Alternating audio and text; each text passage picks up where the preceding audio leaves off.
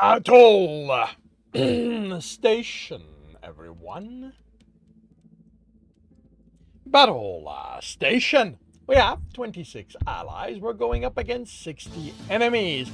And we are off with Gator Paws in first place. Darth takes over that. Gator Paws is in second. Spider Pup is in third. Windrog takes over second place. Gator Paws is now in third. Am I dead? Yep, I am dead. Oh, this could be interesting. I can't tell who's what, but numbers are not quite in our favor yet.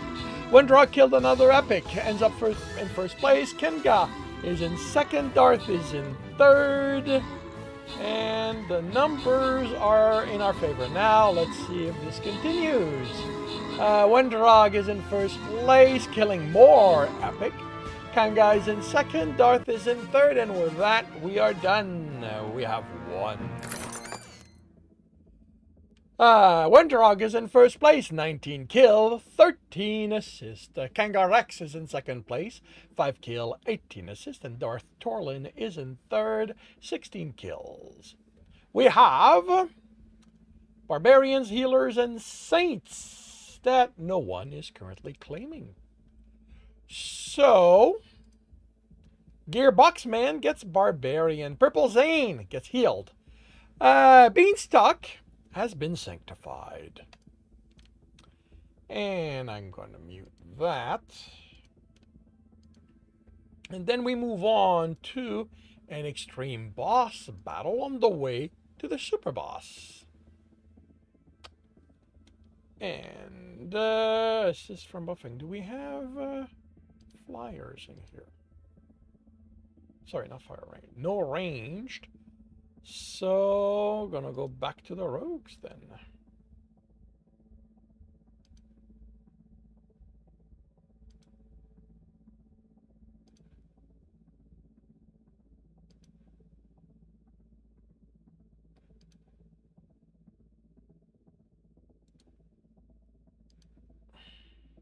I'll see what happens with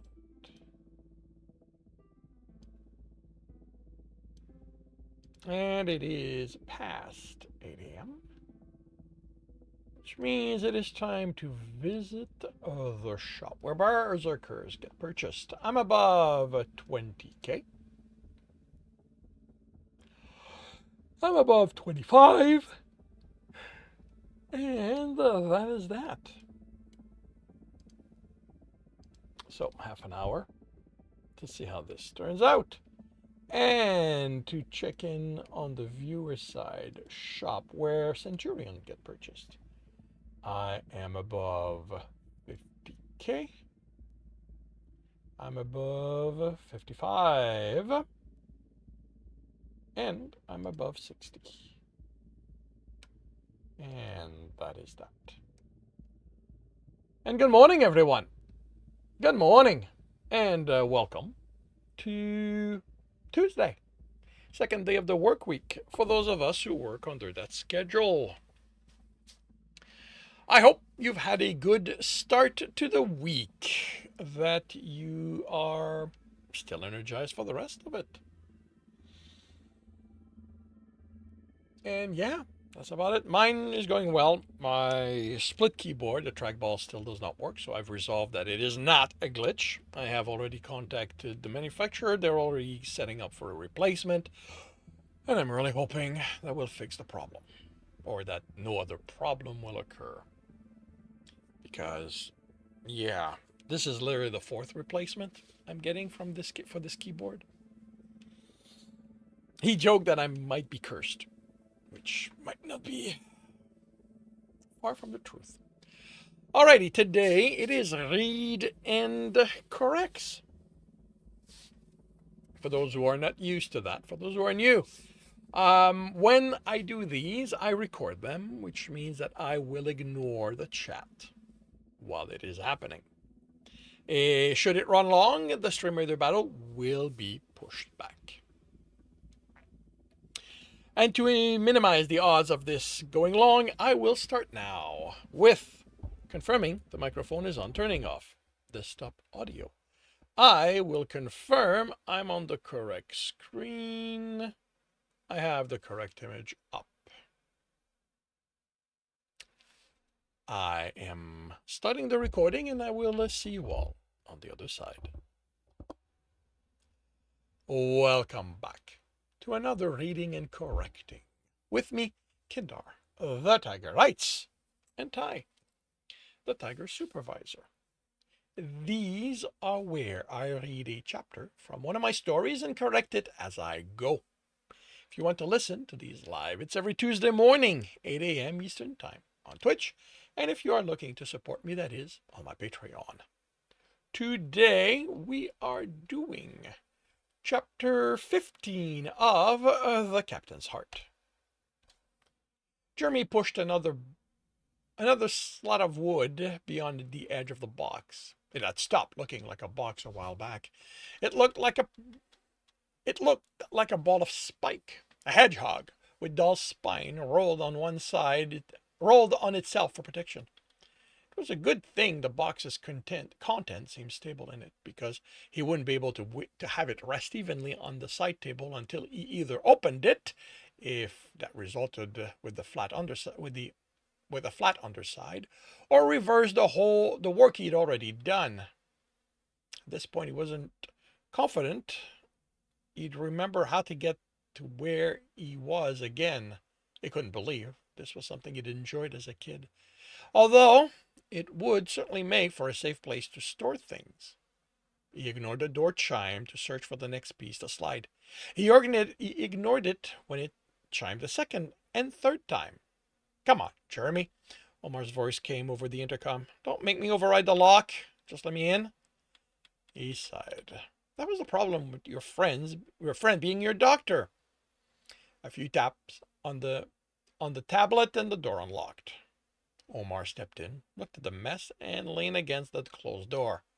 "Thought you were going to clean up." "Taking a break after the day I had," he said under the piece. "What's that? What do you want, Omar?" "Whoa, what's got into you? I just came by to let you know we were meeting for dinner so you could join us." "I'm going to pass. I don't feel like being around people right now." "Come on, don't isolate yourself. You know it's not good for you." Jeremy glared at his friends. "I'm not isolating. I'm resting. Today was stressful." "The cats?" Omar asked, tone serious. Jeremy shrugged and set the box next to him on the bed. "It was fine at first. Kind of amazing, really, their reactor. Their ship's built using a completely different thought process than ours, and So what stressed you? Did the pills work? I can print you something stronger if you need it." They worked, and I only needed one when Growler showed up. "Who's that?" Ship's captain. You're on a first-name basis with a cat?" Jimmy stared at the men. "He's the captain, and it's not his name. It's what I was told to call him. I am definitely not going to call him a cat. That's insulting." "And seeing him stressed you?" Jimmy snorted. "You haven't seen him. He's like this predator. Big and lean." The stomach protested at the memory of those golden eyes, arms, chest, legs. He shook his head to clear it. "After that, I needed to rest and get my mind off everything." He hesitated. "Is your offer to talk to the commander still open?" Now it was Omar's turn to hesitate. "No. I expressed my concern to him regarding your health, and his response was to the effect that unless I was able to go there and fix their reactor, you'd keep at it until it was done. Thanks for trying." Tension left his body. "I guess I'm going to have to hope working on this helps then." He showed Omar the box. "What is this? What is it?" "A puzzle box. My mom found it among my stuff and sent it. Curious as to what's in it, but it's proving a lot harder than I thought." "Why not just scan it? That'll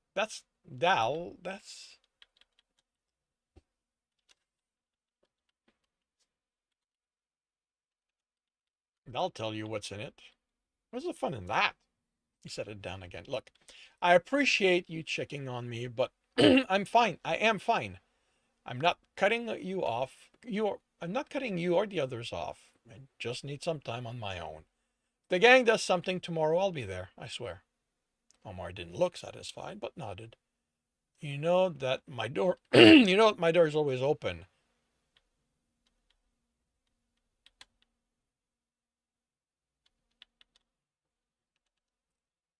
Always open if you need to vent about what you have to endure. If it gets to that point, I'll bang on your office door. His friend chuckled. You know, if you need to, don't wait for office hours. You know where my quarters are. Honor of the clock. If I need to, I'll find you. Oh, okay. Omar hesitated before opening the door. Oh, and Jeremy, clean up this place, will you? Yes, Dad. Then he was alone with the puzzle box. Unfortunately, Omar had made him lose track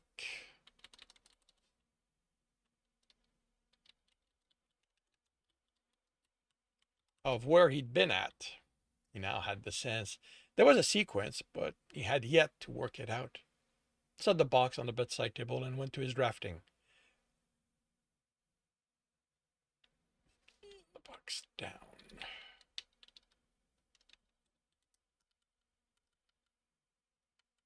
Doesn't matter. It doesn't exactly matter where he puts it down. He set the box down and went to his drafting table. Might as well deal with that, since he'd need it tomorrow. He transferred the scan to it, then set about assembling them. The yawn interrupted his stare. His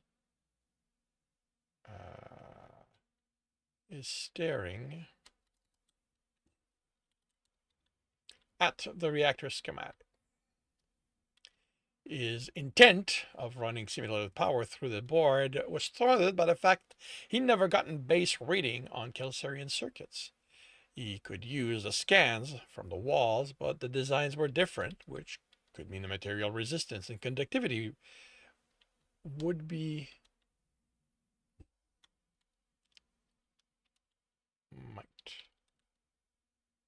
might be too. The reactor had to process the raw power, which reminded him he hadn't asked Turek about how that power was channeled. If it was like the reactors on the station, it would go through a capacitor bank as a way of regulating it. Something else that had been interrupted by his inexplicable freak out. He saved the schematic and sent a copy to his tablet, then showered and fell into bed. He'd clean up like he'd promised before heading to the Kelsarian ship tomorrow. He looked over his shoulder, unable to shake the feeling there was someone, it was someone, right, behind him. But the corridor was empty as far as he could see. A straight line without intersections that vanished into infinity. No one could sneak up on him. That knowledge didn't comfort him, but he resumed walking. There was something ahead of him he needed to do, a place he needed to be, beyond the forest. The weight in his hand was his tool bag, so it was work-related. But it wasn't all. There was something else. Something tugged at his heart. His stomach somersaulted as he looked down and saw the glow of it pulsating. It seemed larger than it should be. The glow took too much of his chest, and he didn't understand why. He froze at the knowledge of danger. He looked behind him, and he could still make out the corridors among the trees. There was something there.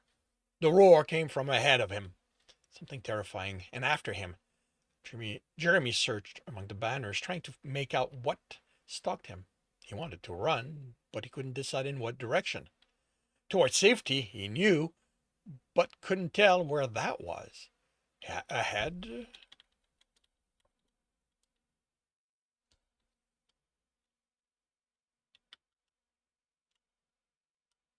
Ahead or behind? And the danger seemed to be in both places, too. When he saw something ahead that made his mouth go dry, a glint of gold as a banner moved in the wind, a menacing form, something sharp. He had to run in the opposite direction, but there was something behind him, something he didn't know he could trust. It touched him.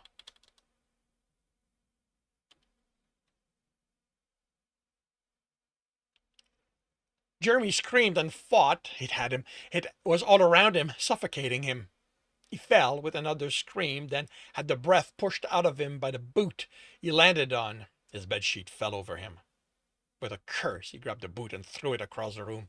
Fuck, he needed to clean his room. He grabbed the sheet and chuckled. He'd gotten tangled in it. No wonder the dream had been about him about being smothered. Although there had been something else. Someone else?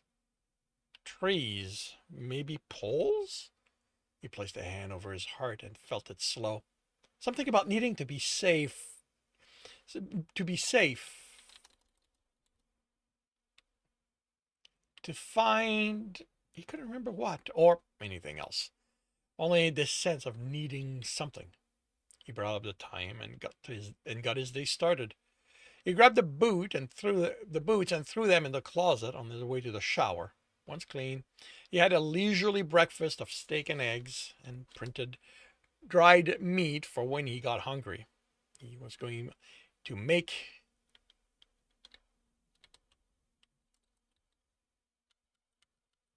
a complete day of it. No running off. Although the idea of running into Growler again unsettled him. He tried. Ugh.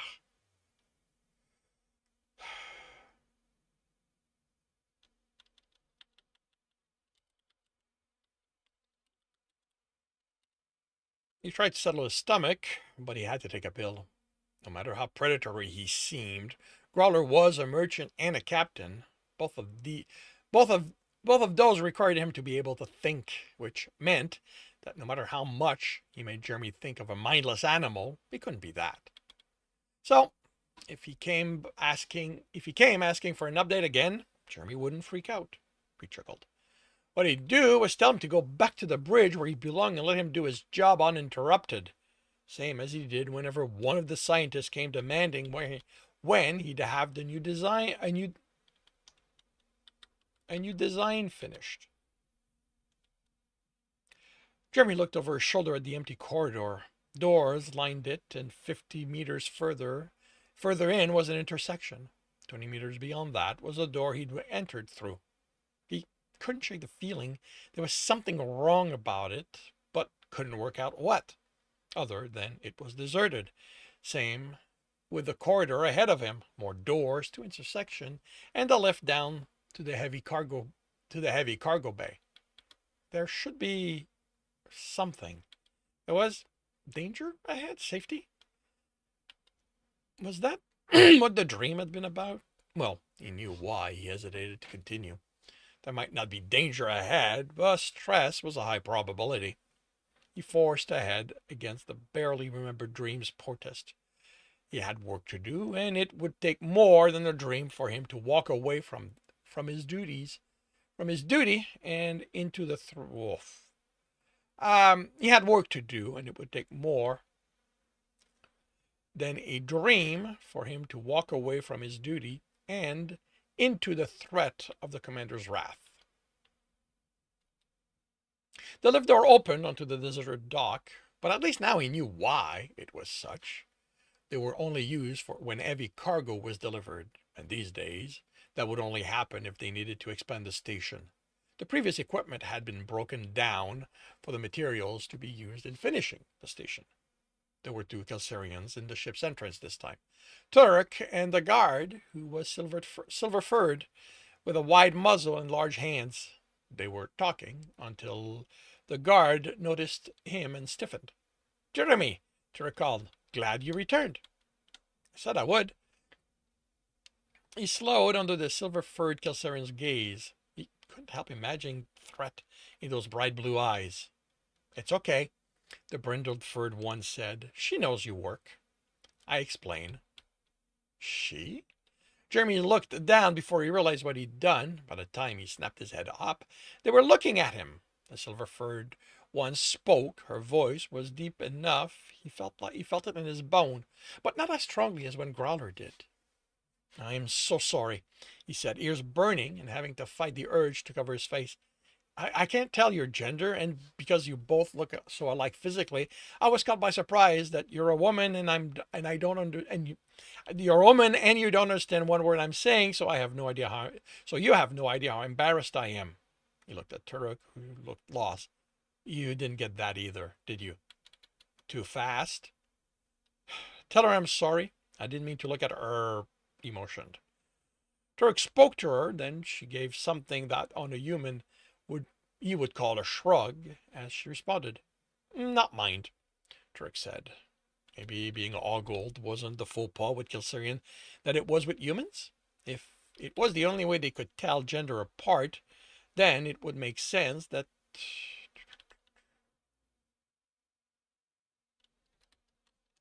their culture would incorporate it. Right? How about we head to engineering? Go work. Yes. Turk headed into the ship and Alex followed. Whoa. That's a character jump. And Jeremy followed him.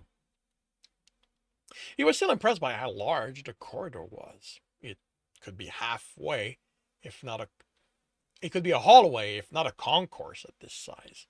And he figured it was why he only realized there were more Kilsarians staring at him than the day before. Did someone spread the news I was working here? Spread.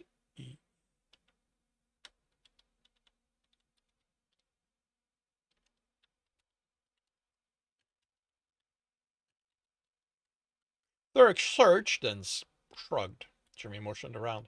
More people than yesterday, I mean. Thurrock consulted his tablet. Work end. Okay.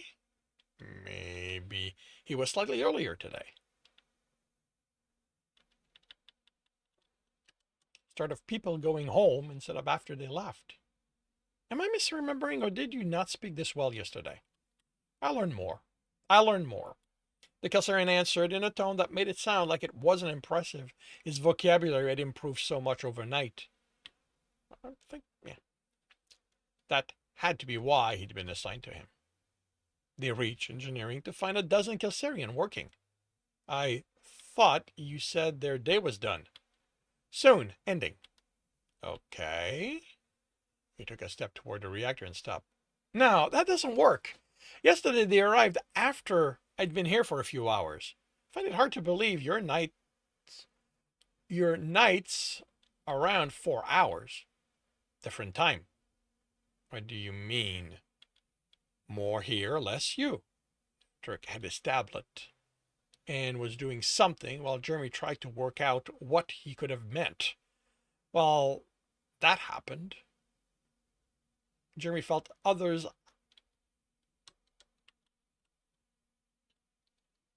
eyes on him while they left. Turek motioned and brought up 2 circles. That you, he said, a word Jeremy didn't understand. That me. He divided each circle. Jeremy counted 24 wedges on one, and the one for him, and 28 in Turek's. You have more hours than us in your day. And he realized that didn't even take into account how fast they counted time. He could be waking Turk up at crazy hours, forcing him to be there when he arrived. But he didn't know what else to do. Short of creating a new clock they both agreed to, one of them would always be out of sync. The best he could do was manage.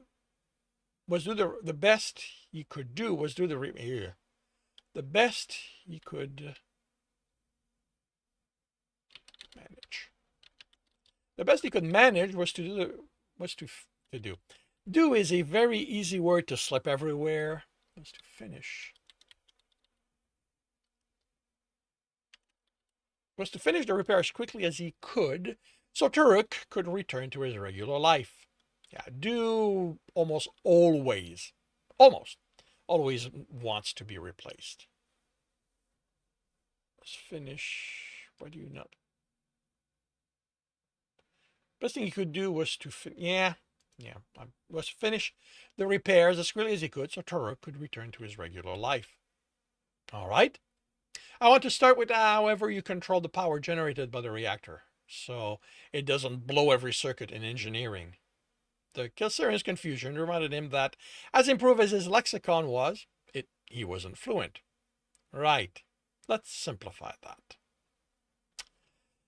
And that concludes chapter 15 of The Captain's Heart. If you are enjoying this, please leave a like. If you want to know when the next chapter is going to be up, subscribe and hit the bell. If you want to read this story, it is up on Ream Story. And if you want to listen to them live, it's this live, it's every Tuesday morning, 8 a.m. Eastern Time on Twitch. Links are in the notes, and with that, I shall wish you a good day.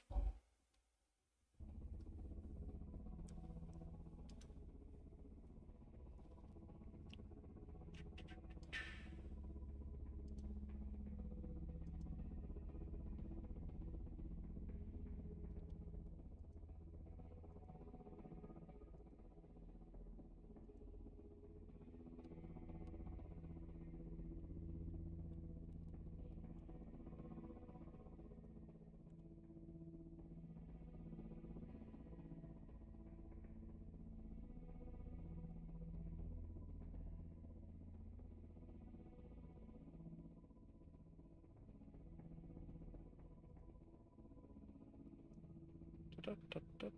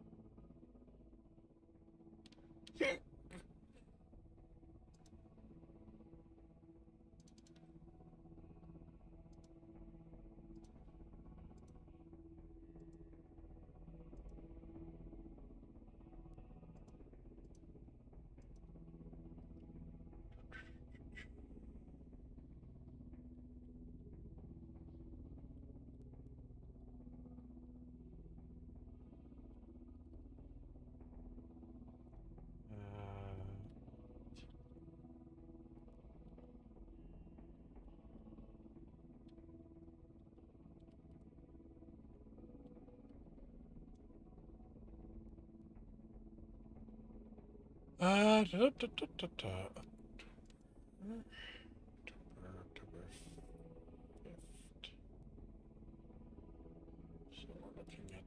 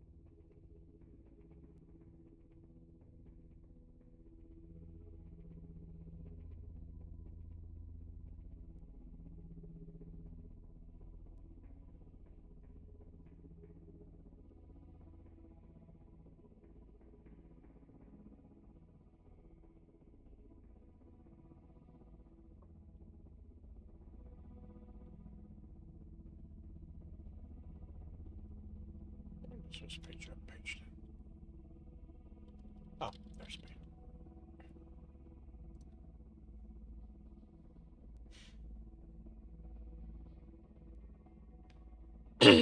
Battle station, everyone.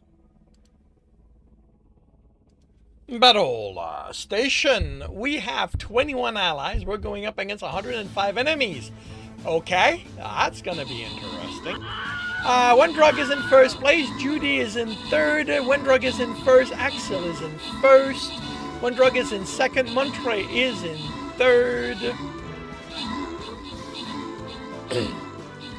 Axel is in first. Wendrug is in second. Endless Loop is in third. And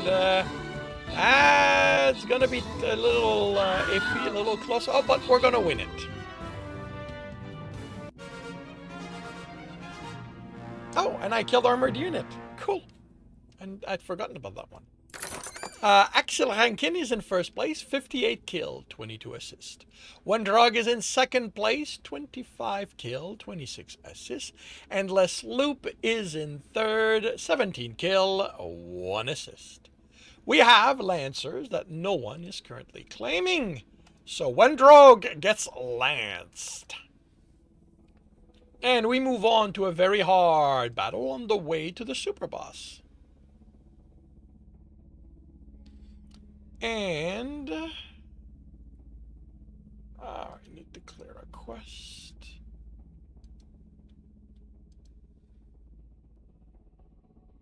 So let's see if we have stuff that I can use to buff. Come on, give me that. Saints. Okay, so there's a lot of range in here. So I'm going to go with this. Against fire and lightning. And you know what? Let's just go here.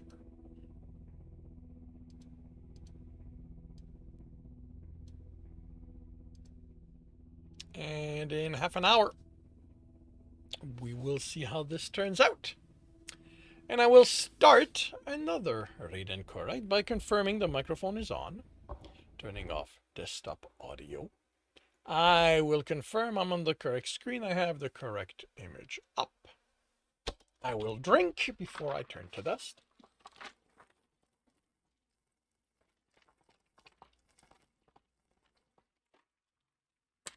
Remember to hydrate, folks. Alrighty. I will start the recording and I'll see you all on the other side.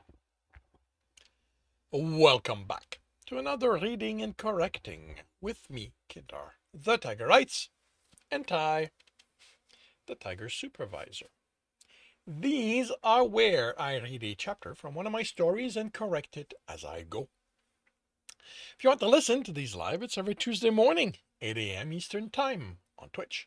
And if you are looking to support me, that is on my Patreon. Today, we are doing chapter 16 of The Captain's Heart. Gralgaran walked by medical without going in. Alex's condition wouldn't have changed in a day, or he suspected until Jezbelium was satisfied with the situation she'd created, or had allowed to come to be. He was willing to grant a lot to the gods, but for her to have planned this from all the way back when Tereksamian had created his people, she would have had to seek out Centarina for that. And the goddess of sight rarely cared to align herself with the one of insanity. Or so the ballads went. Well past the convalescence rooms, he entered the counseling department and headed for the office of the head counselor. He announced his arrival and the door opened. The sense of green took him back to Kelser, the trees at the back of his family's property, running through them with his brother and sister, his Kreserik cursing his name for pulling his siblings along as she tried to catch up. Captain Leah Tergrobar greeted him, bringing him back to the ship. She glanced at the time displayed on her desk. I appreciate the promptness. He smiled, wondering why she was being being overly formal.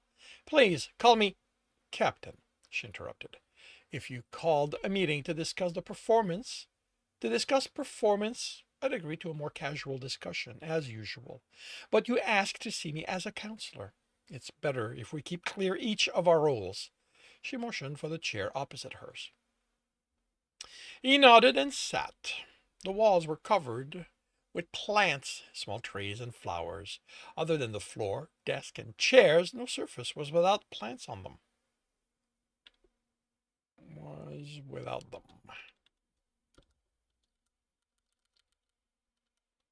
Was without them. Most were transplant from Kelser, but some were plants she'd collected from other races. She'd explained they were primarily to put those seeking her assistance at ease. She'd explain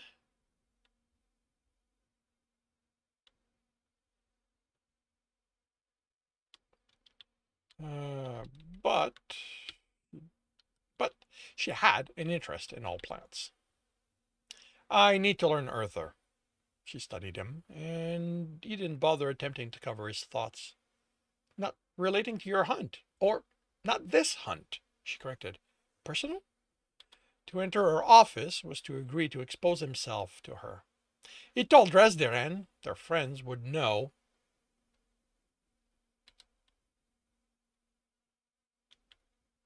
Come back here. So their friends would know, then others, and he expected soon everyone on the ship would have heard. My heart is an Earther, the engineer. I was under the impression he had been forced on you by the station's commander. I doubt the idea was his. Ah, you suspect meddling, he snorted. I'm well past suspecting at this point. He hesitated. Are you traditionalist?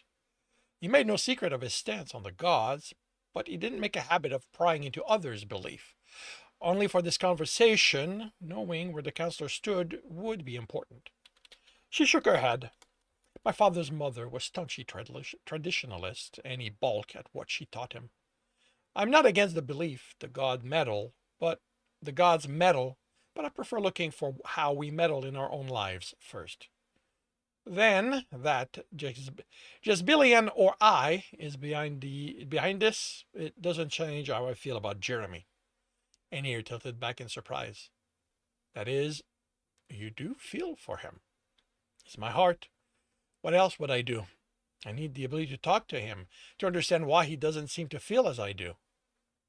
All I will give you are the words, not the understanding of Earthers. I'm aware. Don't the ballads say that the hearts know one another? She smiled.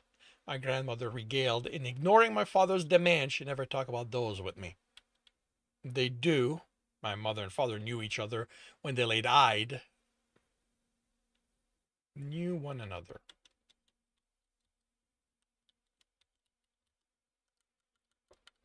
Knew one another when they laid eyed on each other. Jeremy is an Earther. Maybe their gods are meddling in that. I won't know unless I can talk with him. You should be able to have full conversations after the third session, so long as it's kept to simpler words and concept. I would suggest waiting until you've had all six before attempting to discuss the gods. He nodded, and she stepped out from behind her desk to take the seat next to him. They faced each other, and she pushed her fingers through his trimmed mane until they touched his temple. Is touch required? He asked. The literature about language imprinting doesn't mention it. I am stronger when touching the person I'm assisting. It allows the sessions to be shorter, although I must warn you that it will not help with the aphasia that will follow. Your mind will still need time to reorder itself. Then I'll hope the gods can keep from meddling until I can curse them properly. My grandmother would be horrified at the idea you'd dare do that.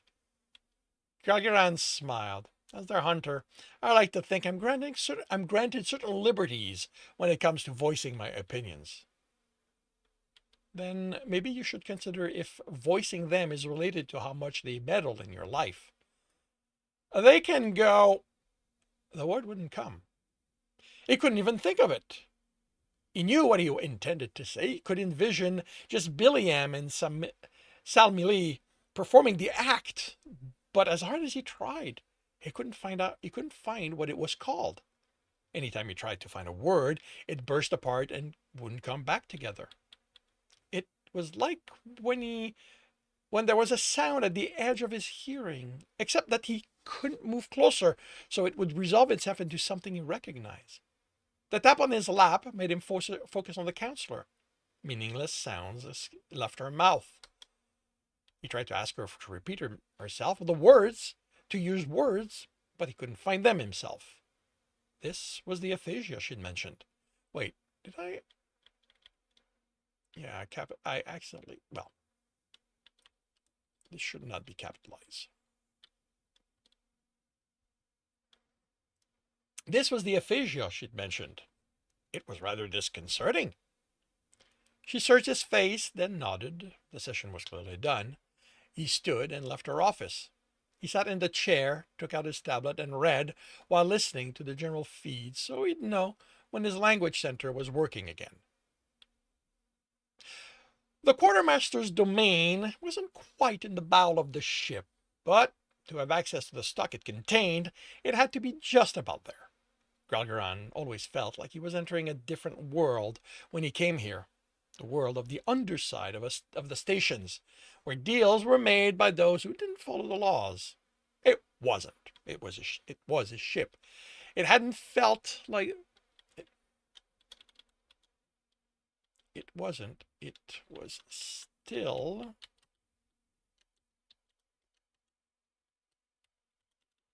a ship.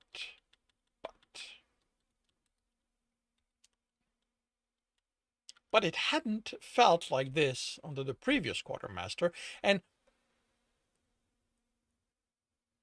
only that had happened.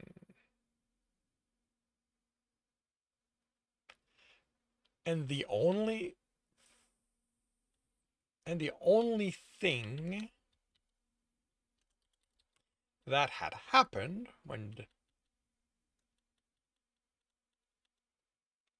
the female decided to return to Kelser was that he'd found a replacement with contacts on that side of the station. Nothing about his ship had changed, he told himself as he entered the room. Captain! Zenial exclaimed in surprise, then looked around in worry. What can I do for you? Of course, the fact that his quartermasters always looked like he'd been found with blood on his claws when Gargaran showed up unannounced didn't help the impression this part of the ship was no longer his. I need to know the status of our... The word slipped away. Food. That was the one that his claws had sunk in, and it would do, although it wasn't the one he'd been hunting for. He'd been hunting. The commander has refused to trade. They can't do that, the Greyford mail said. The treaties grant anyone who docks at station the right to supplies. Supplies, that was the word he'd wanted. The Earthers haven't joined the Federation yet, and this isn't a trade station. I need to know how long we can stay before the civilians will feel the effect.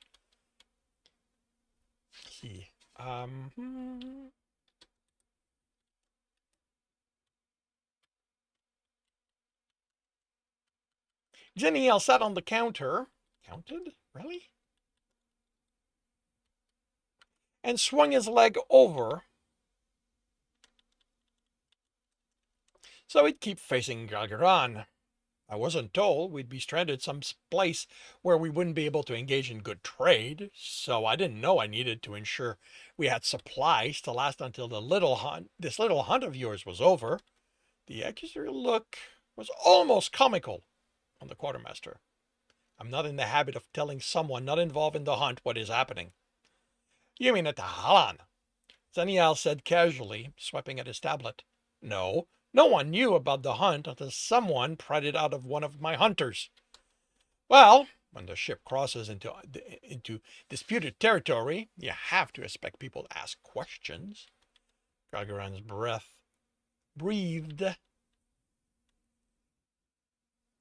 breathed down his annoyance. He wanted someone who did things differently. This was the cost. We have 2 months worth of food and overall supplies for repairs and the like. We can add a month if you start rationing the crew right now. We can triple that if you ration the civilians, but I'd expect people to show up at your office and for explanations. Gagaran frowned. That can't be right. When I looked at the numbers, they weren't that high. I wouldn't have needed to come down here if I'd gotten those numbers. Must be something wrong with the reporting system then. You should have repairs look into it. No. If you didn't resupply at this last station, like you said, we would be closer to 2 weeks. Did I say I didn't resupply the ship? He quickly swiped, searching. You said that without knowing where the hunt would take us, you had no reason to do that. Right, I did say that. The Tahalan grinned. Then my namesake must have been wandering the ship because I happened to get really good prices on just about everything we'd need for a trip of an undetermined length. You knew, Gagaran growled. Me? How could I? I'm just a lowly quartermaster. He never stopped grinning. Gagaran sighed. Who talked? He finally asked. No one on the ship, Daniel answered, all humor leaving him. I'm also not the one who spread the information on the hunt. You're Tahalan, Zenial. One of you never holds onto information. One of us always holds onto information, Graal. Unless there's money to be made. Who on your ship is going to risk paying for information on what you're doing? Do you know who spread it? I do. The grin returned. I'm not paying, Quartermaster. Zenial shrugged. Nothing I can tell you then. He swung and dropped back on his side of the counter. Can I do anything else for you, Growl? Showing me some respect would be appreciated, Gagaran grumbled. But this is me showing you respect. You should see how me and my siblings treated our captain. Wasn't your previous captain your mother? You say that like it means anything. Sometimes Gagaran wondered if the Tahalan might not be an entirely different species. Have you made any headway in contacting your counterpart on the station? No. The smaller male looked unhappy. I'm starting to think there isn't one. You told me it's a law of space that every station has someone like your clan on it. And your namesake seems to be getting off on proving me wrong. I've sent the signals, dropped the hints where there's money to be made, and no one even scratched at it. The language difference? Xeniel shook his head. Trade is its own language, and I know the Earthers engage in it because one of my Chrysric's brother has done trade with the Earthers before. If there was one here, they'd have let me know. If they scratch, I'd appreciate it if you let me know. If you told me.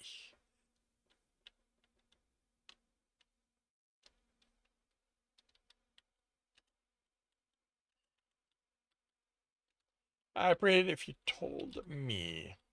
Why, Captain? Xeniel said, and Gagaran winced at the mocking tone. Am I going to make a Tahalan out of you after all? No. He almost started a response. But a hunter uses all weapons at his disposal to accomplish his hunt. The quartermaster smiled. If they make themselves known, I will tell you. Gagaran studied the gray-furred male. I'm starting to understand why your mother left you among those bandits where I found you. And I can just imagine her disappointment when she came back, expecting me to beg to be taken back in, and found all those bodies, except mine. He turned and laughed. Not he, Gagaran.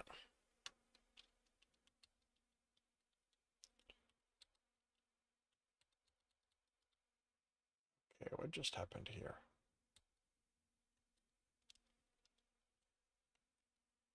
Oh, okay, I see you've twisted so that my finger's not lined up.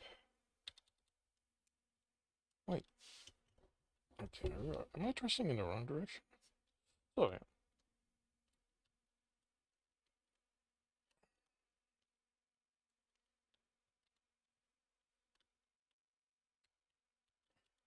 Grelgron turned and left.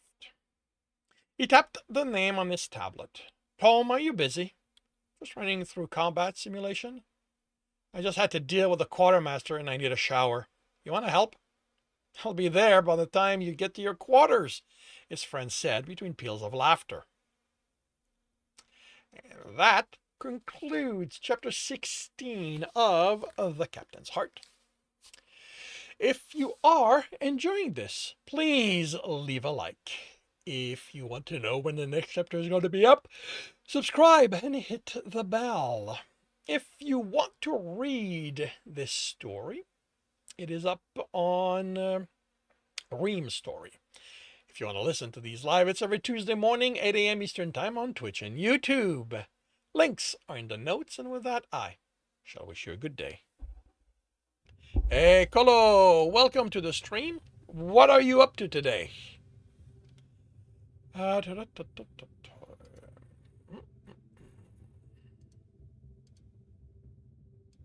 Mischief! Cool. I hope you are having fun in the process.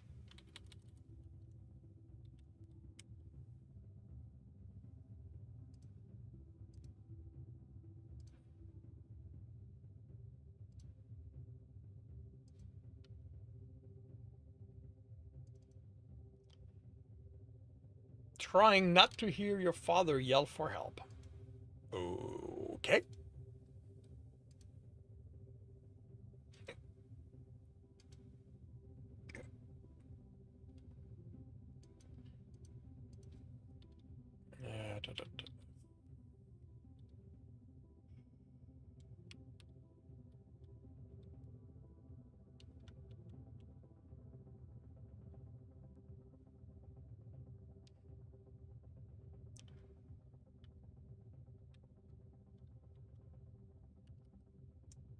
Came out wrong, but whatever.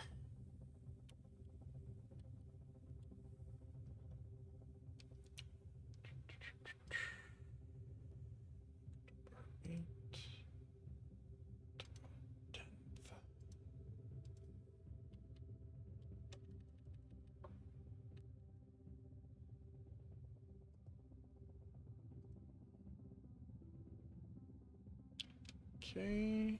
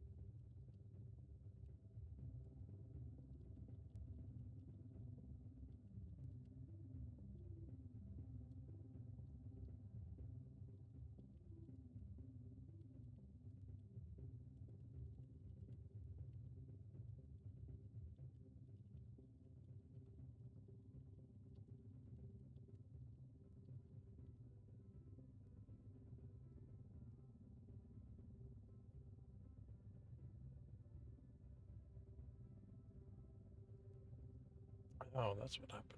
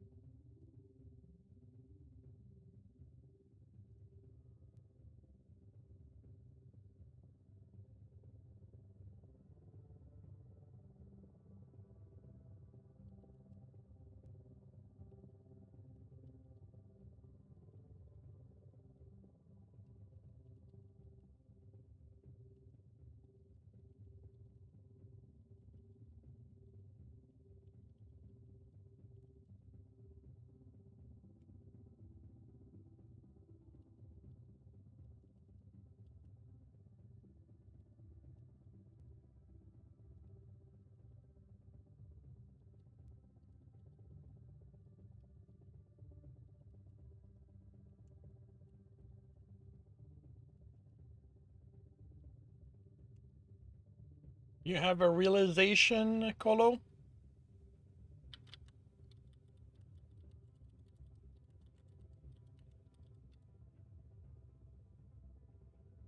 I am somewhat of a furry artist.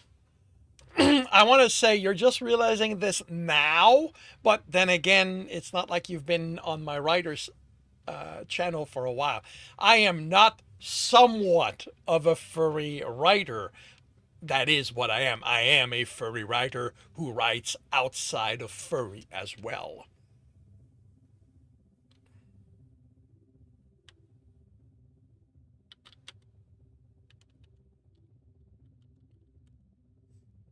Let me see. I think I saw the notification for the battle.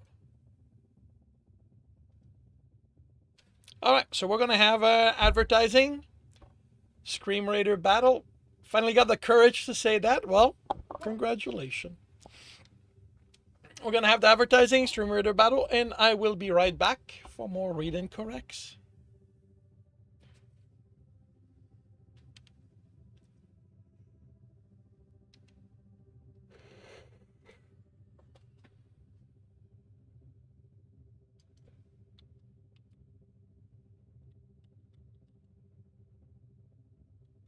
Why do you do that?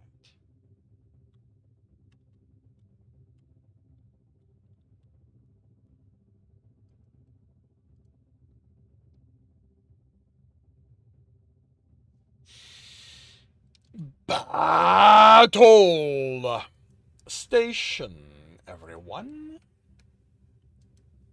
Battle station. We have 31 allies. We're going up against 159 enemies. And we are off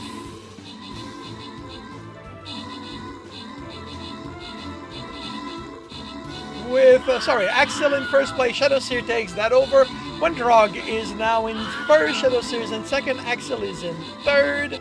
Come on, I need 5 assists. Give me my assist. Is there a reason I'm not going into the actual close enough to...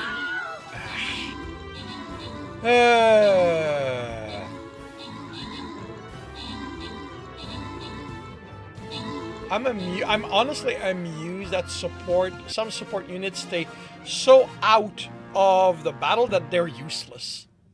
Like, what am I defending when all I'm targeting is the small people around me that are very far from everything? Wendrog is in first place. 30 kill, 38 assist. Axel Rankin is in second place, 20 kill, 21 assist. And Mr. Shadowseer is in third, 31 kill, 7 assist. We've got fairies that no one is claiming at this time. So, Monterey and Kangarex get fairies. And we move on to an extreme boss before the super boss. And we're going to go rogue again because I believe, yep, I still need those. So you don't like, you have an advantage versus lightning, so we're gonna go water.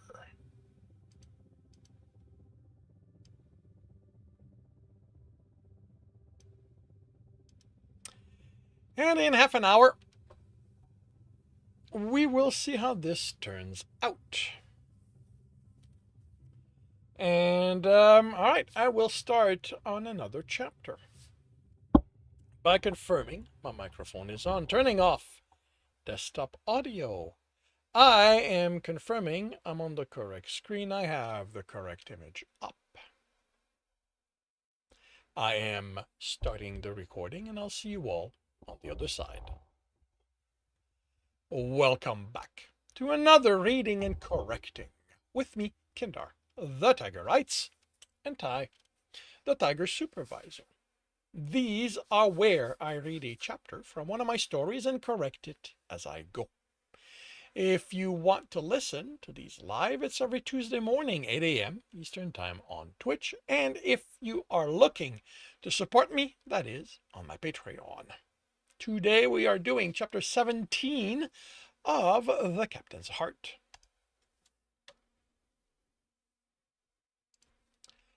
Mr. Bradshaw The voice forced Jeremy to look up from his tablet, and he was surprised to realize he was among the living deck. He barely had a memory of exiting the lift as he'd gone over what he'd learned and worked out. Commander Jackson. He looked around to confirm he was where he thought he was. He couldn't imagine the man in charge of the station coming to this level. Is something wrong? What else would he be here? Not at all. The men motioned for them to continue walking. I was informed you'd returned from their ship, so I thought I'd check in on you. Check in with you. Maybe see if you have an ETA for me as to when I'll be able to send them on their way. I don't. Care to elaborate? The commander asked when Jeremy didn't. How technical do you want me to get, sir? Keep it to a layman's level. Okay. He considered it. At its basic, the problem is their manufacturing process. They don't mass produce, at least when it comes to the reactor. That doesn't seem efficient. I agree with you, but it means that while I have access to the damaged components in the reactor, I can't just order replacement from storage and swap them. Because they aren't standardized, I also can't put them next to an undamaged one and study the differences. Don't they have plans for them? Something you can print? They do, but they're in their engineer's personal system, or that's how it sounded. As good as Turek's English is, I don't think he was able to explain it to me properly. Also, I think he's scared of the guy or girl. He only refers to them as the engineer and the point, please. I couldn't get access to them. He wouldn't enter the office, and I don't raid Calcirium. I'll see to it you have access. That isn't needed, sir. I'm sure I can explain things to him. In the meantime, I'm going to my lab to print those I scanned and see what I can learn. Jeremy, Turek greeted him from the ship's access. He said something to the guard, a white-furred Calcirian, no taller than him this time. I'm glad to see you. And there would be a D here. And I'm glad you finally dropped the word you were putting before my name. Engineer. That is what you mean. That is what it means, and it is what you are. Sure, but we're co-workers, so there's no need to use titles. I am. Okay, at this point, he's not going to be doing too many contractions. I am a technician. I should address you as engineer, but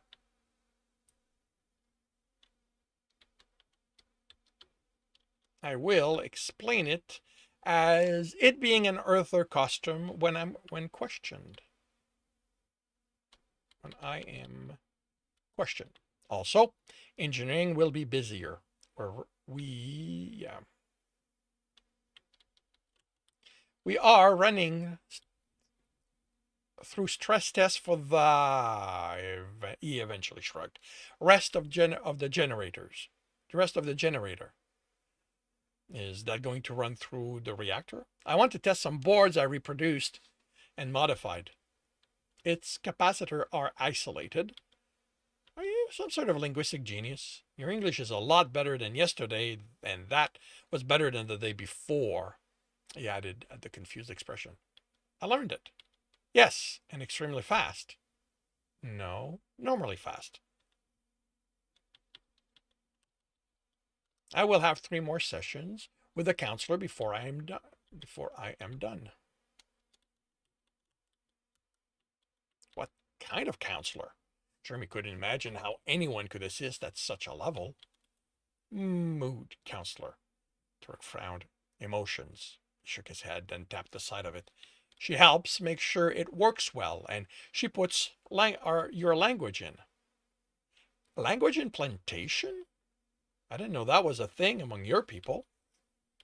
Everyone in the Federation has them. You will too when you are part of it. As Turk had warned, the room was busy. All right, let's get to work. It's kind of remarkable, Jeremy said, while Omar pulled the weight down.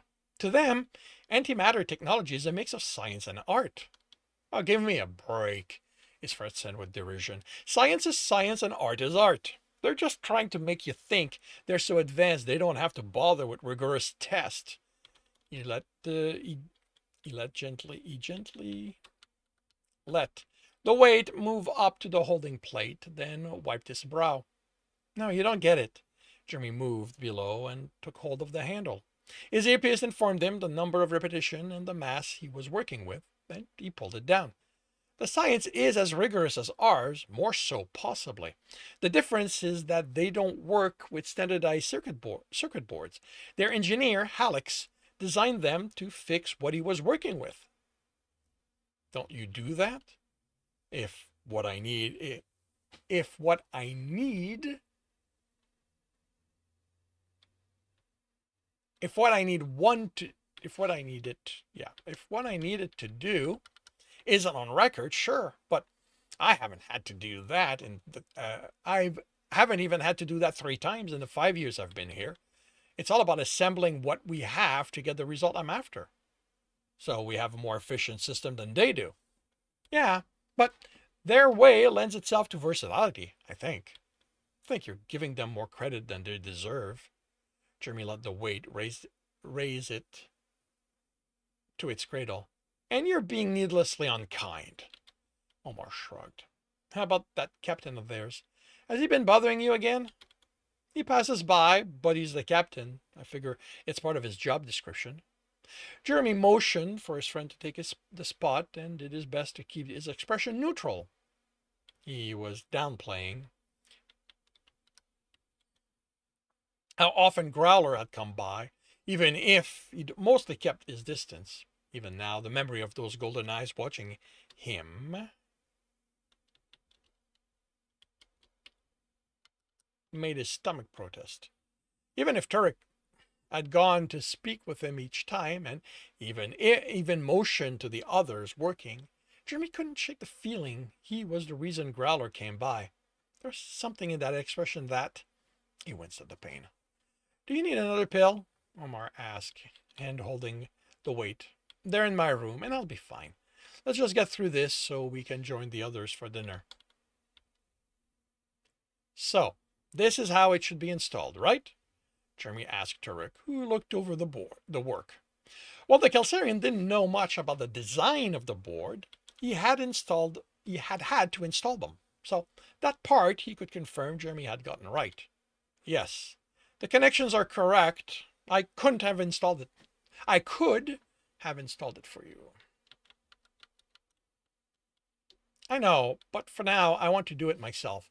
Get a feel for how this was designed. The tightening and stretching of the lips was very much like a human one. It was more like a human smile. As far as Jeremy thought, if he didn't pay attention to the tip of the teeth that ended being visible. Gilsarian had sharp-looking teeth. What's funny?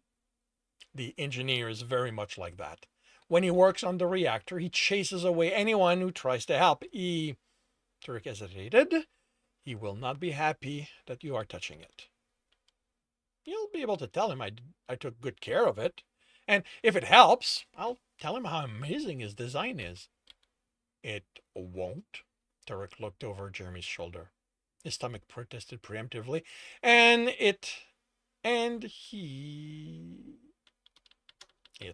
he dry swallowed a pill.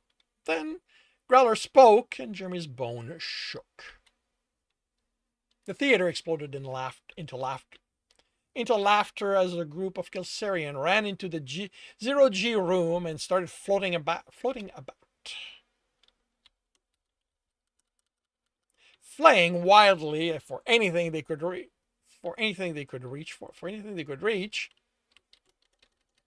and mewing in distress as they drifted past without being able to grasp it. Jeremy forced a chuckle while his ears burned in embarrassment at the memory of laughing at such idiotic antics.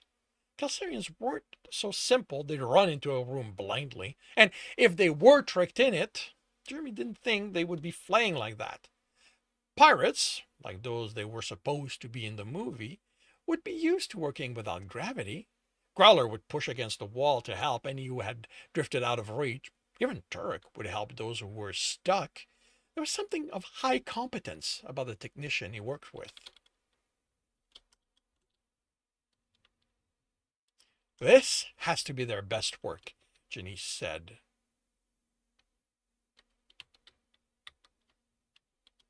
Jenny said, still chuckling as they left. The way they just tangled themselves and for the guards to reel in, priceless. They have claws, Jeremy said, regretting it. They were supposed to be having fun together. What do you mean?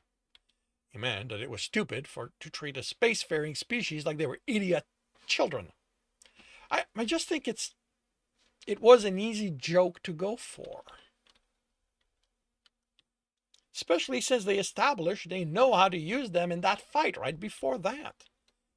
Since when did you become critical of your comedies? William asked, and Jeremy shrugged. It's all those cats he's hanging around with while he works, Marcel said. They're giving him ideas. Jeremy didn't reply. He certainly didn't point out. He felt like calling them cats was insulting. Omar grabbed his arm. Let's go eat something. He pulled Jeremy along. And find something less troubling for our friend to talk about. Something's wrong? Turek asked, and Jeremy realized that instead of setting the newly printed board in place, he'd been looking at the technicians in the room. They were back to under a dozen of them. Growler had stopped by twice already, and Jeremy thought Turek had tried too hard to make it look like he wasn't what the taller Kelsarian had been interested in. Jeremy had certainly felt the golden eyes on him the entire time. He shook his head and focused on putting it in. The last three had shorted. He didn't expect better from this one, but they'd shorted in different ways, so he was learning something about how Alex, Turek had corrected his pronunciation, had designed it. He hoped that some of what he learned here would make working with the other boards easier. You can tell me, Turek said, even if it's about the captain. The image of Growler gave his stomach a twist, but it passed. It's fine. It's a human thing. How was he supposed to explain to him that until a few days ago he'd happily mocked him and his species? Will a counselor help? He chuckled at the chuckle escaped at the idea of telling Omar any of this. He might not be a psychologist, but he'd still been who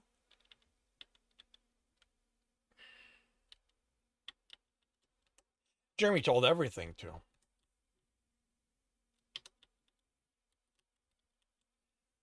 At least until recently. He didn't want to call his friends a speciesist, but Omar clearly didn't care for Kelsarians as people. Probably not, Jeremy said. Let's focus on working. Sorry, Lucy. I'm going to be in the lab for a few more hours. I have to figure out how these work. You need a break, she replied.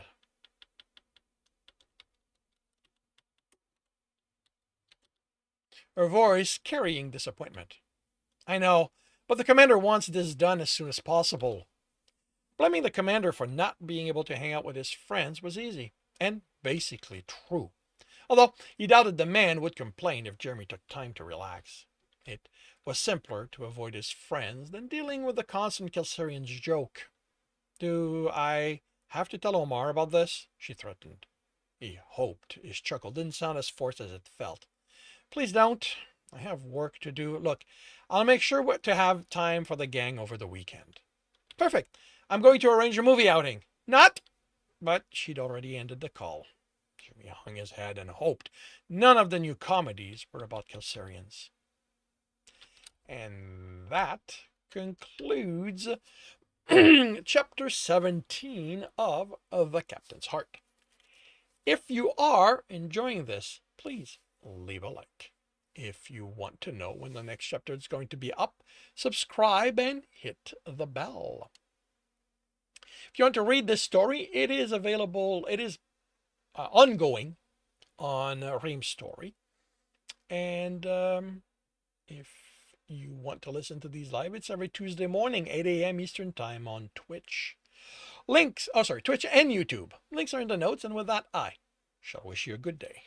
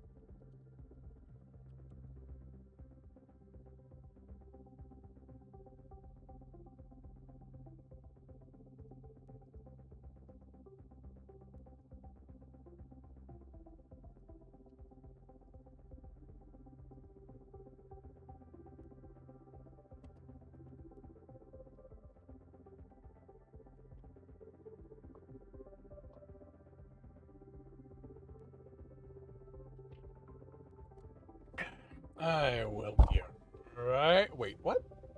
You crashed again? I'll be right back. And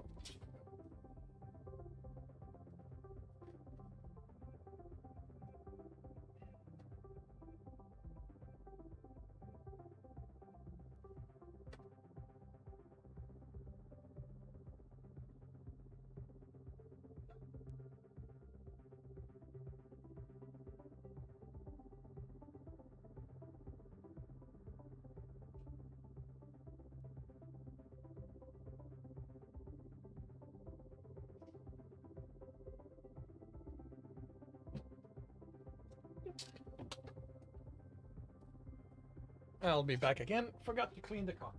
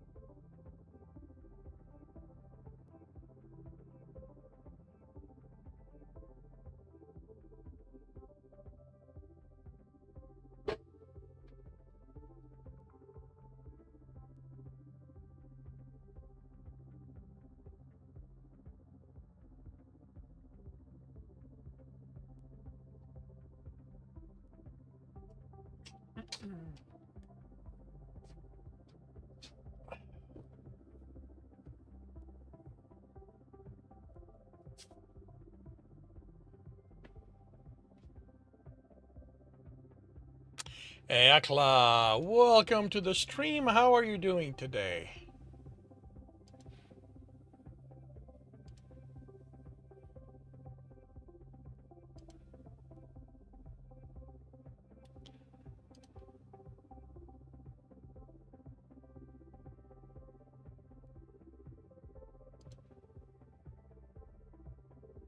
Really?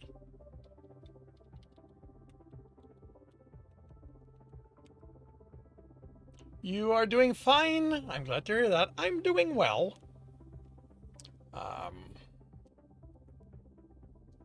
Still getting used to my split keyboard, which I expect that's going to take a while to get fully comfortable with it. It's one thing to use it as a game, to use the one on my gaming chair because I don't do a lot of typing with it. But seriously, typing with one does take some getting used to.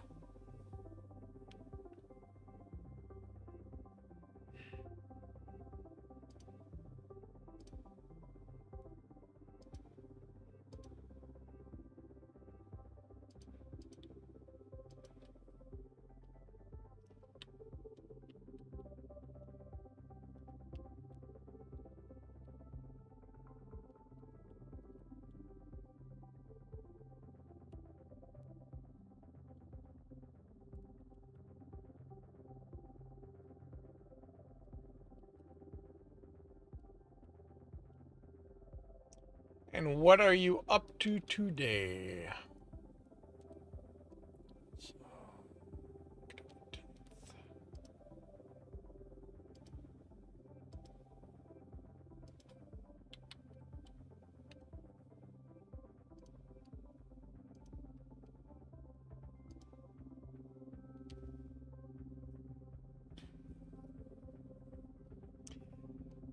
Going to sit and brainstorm the new idea. Very cool. Good luck with that.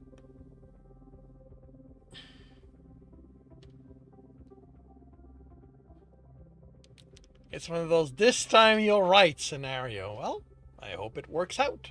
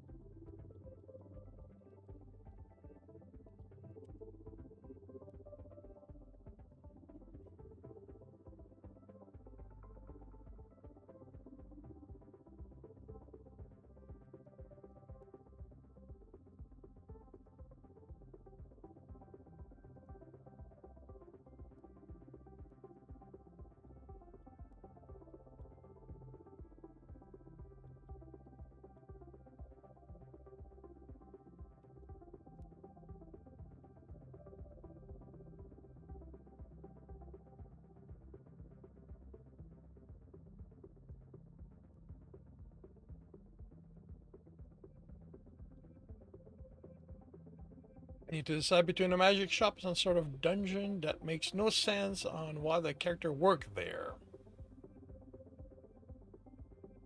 Worker of a place. Cool.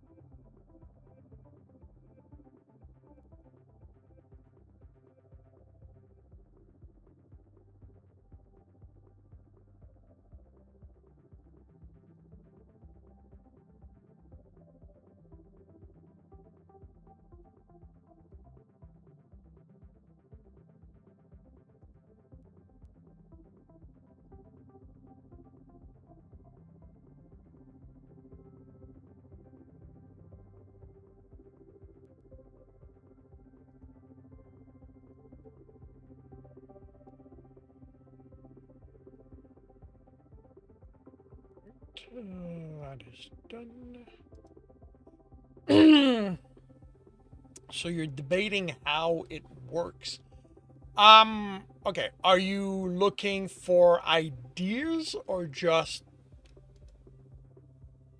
talking or just venting?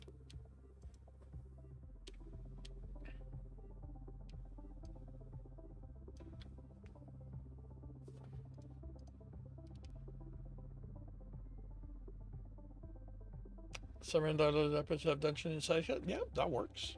That is certainly a way to look at it.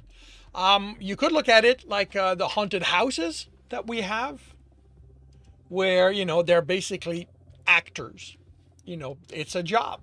They're just you know going to work.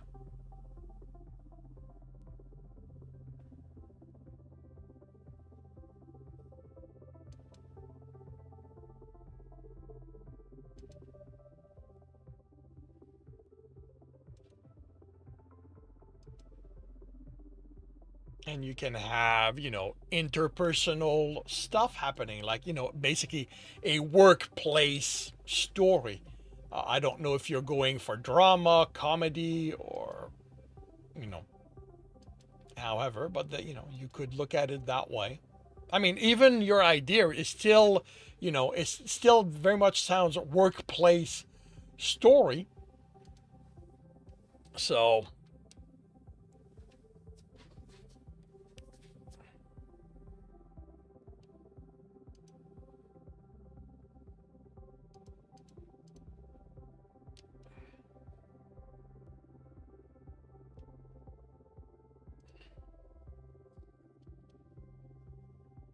I forgot to do that.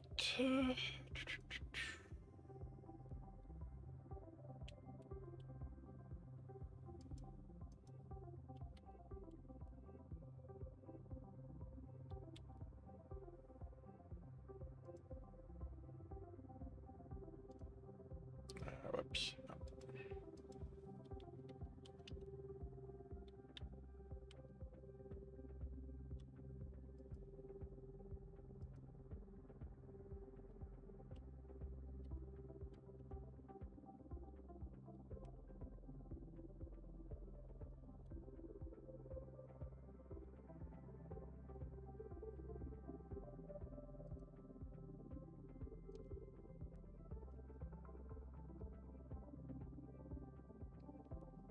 But yeah, as you could play off the dichotomy of a workplace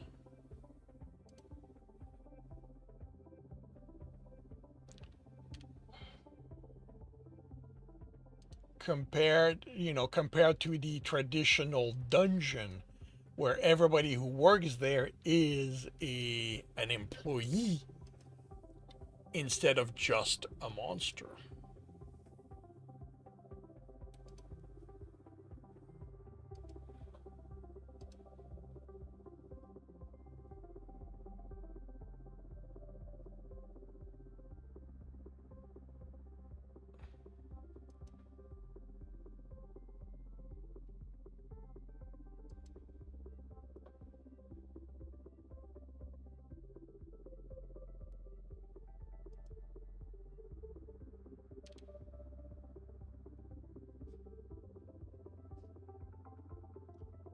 Servant of this family that happens to have a castle that happens to be a dungeon. Okay, cool. Very cool. Alrighty, we will have advertising, Stream Raider Battle, and I will be right back.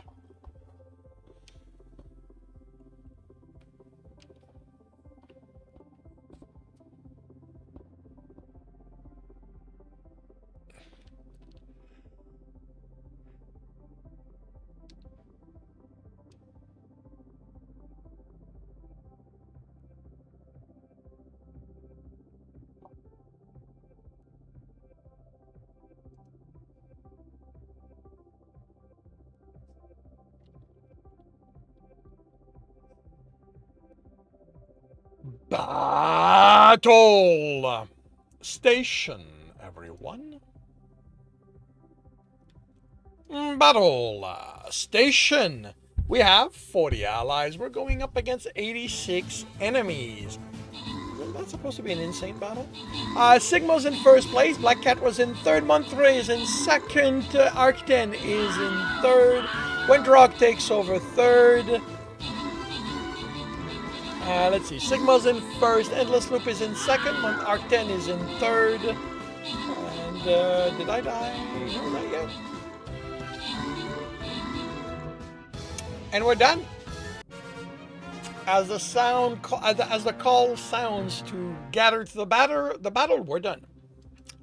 Sigma OS is in first place, 41 kill, 31 assist, earning themselves top position in both categories. Endless Loop is in second place, 11 kill, 5 assist, and Black Cat Crochet is in third, 8 kill, 4 assist. We've got gold and no Dr. Derp. We have a Shinobi. Do we have an Oliver? No, we do not. So, Sigma OS gets gold. Kangarex gets Shinobis. And we move on to the Super Boss. So I need buffing and rogues. Let's see what I get.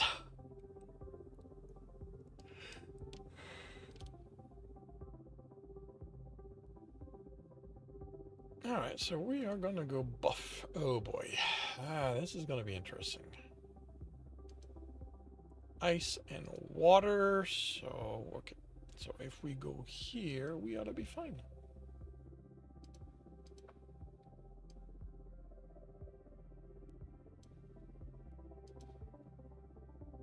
And in half an hour, we will see how this turns out.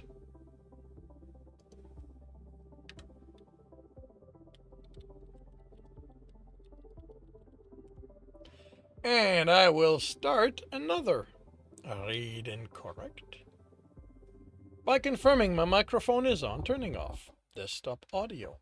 I will confirm I'm on the correct screen.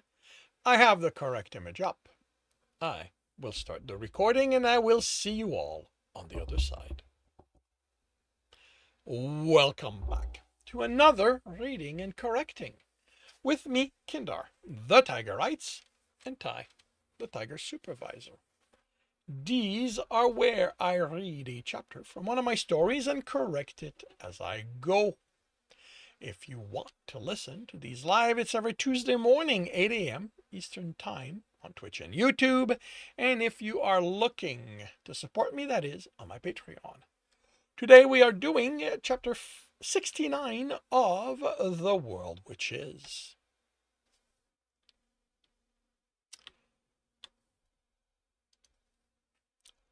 Harry guides us east to a place called Enrail, Silver tells me. Not exactly paying attention to her or our surroundings. I'm kind of mired in self-disgust right now. I almost killed someone back there. I wanted to kill her. If Ellen hadn't stopped me, I'd have committed murder. What does it say about the kind of person I am? I'm pissed at this city, at the world, at Rich, at me. I'm tempted to find Xander, shove the journal in his hand, and go home. Put this horrible experience behind me. Tell my dad he was right, that the world is a horrible place, and that I'm sorry for leaving, and I'll never do that again. Fuck, part of me even wants to tell him I'll become a carpenter like him. So I never, ever run the risk of losing control like that. If I wasn't so pissed at Xander, I think I'd do it. But that guy put a price on my head. He's basically paying people to kill me. And you know what? Him, I think I'm justified at being angry at. So, I am sticking with this until I've taken what he's after. Hurt him in a way I think will hurt the explorer that he is more than anything else. But I am so fucking done with Detroit. Welcome to Enrail, Harry announced. Home of the Railers. Where's gang on this side of Detroit? We're standing before what's left of a stone wall of some sort. It's been gone a long time. The part of the foundation marking it have been smoothed over by the weather. Beyond that, there's a dip that levels onto the large expanse of trash mound. Beyond that is a large building, maybe 2 stories tall, but spreading over what has to be 2 city blocks. It's caved in places, and in others it looks like there's fortification on the roof. Is the place named after them, or did they name themselves after it? Silver asks. Fuck if I know, Harry replies. According to his contact, Silver says, Brandon came here the day before yesterday and hasn't come out yet. Normally I'd say he's dead, Harry says. The Railers don't take kindly to anyone stepping onto their grounds, but Brandy's a tough son of a bitch, he grins.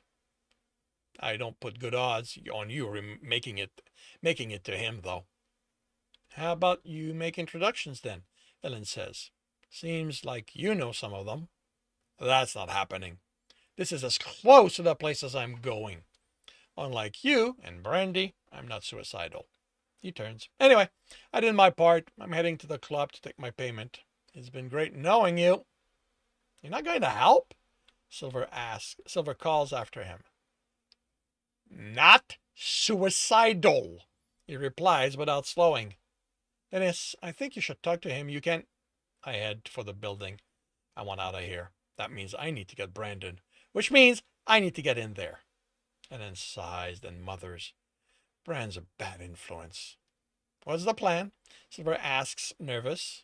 Get in, find Brandon, get out. And you think it's going to be that easy? Ellen asks. No. I don't like how gleeful I am at the idea of kicking all their asses. I guess that if I can't kick mine or Xander's, theirs will do.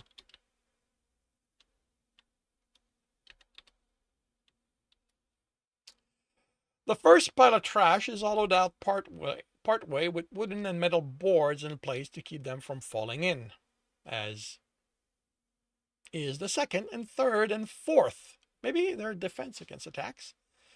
When we pass one with people in them, they don't register until Silver says, Dennis, we might have a problem.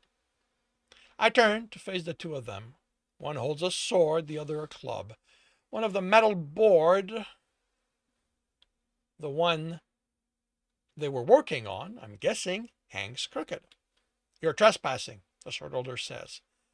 We're heading over there. I point to the building over my shoulder. Ellen takes a step back and Silver stares at me. We can't let you do that, the sword holder says before she can comment. I step toward them. sword appearing in my hand. I would love to see you try to stop me. I have had possibly the worst day in my life there's going to be a comma right here. In my life, short of when Rich threw me down a hole. She kept me from killing someone already, so tell me, what level are you? What class? You have anything to heal with on you? I doubt being covered in barely wiped blood is having much of an effect on them. They don't look that much better, but the one holding the club is backing away as I approach. The others lost just about all his confidence, and his sword vanishes as he raises his hand. I keep mine as I stop before him, smiling. I pat his cheek. Good boy. How about you get back to work? I'm sure that whoever is still standing by the time I'm done is going to appreciate your diligence. I turn and head for the building again. I'm to the next pile of trash before Silver rejoins me. Oh, what's your intimidation skill? She whispers. I don't have one.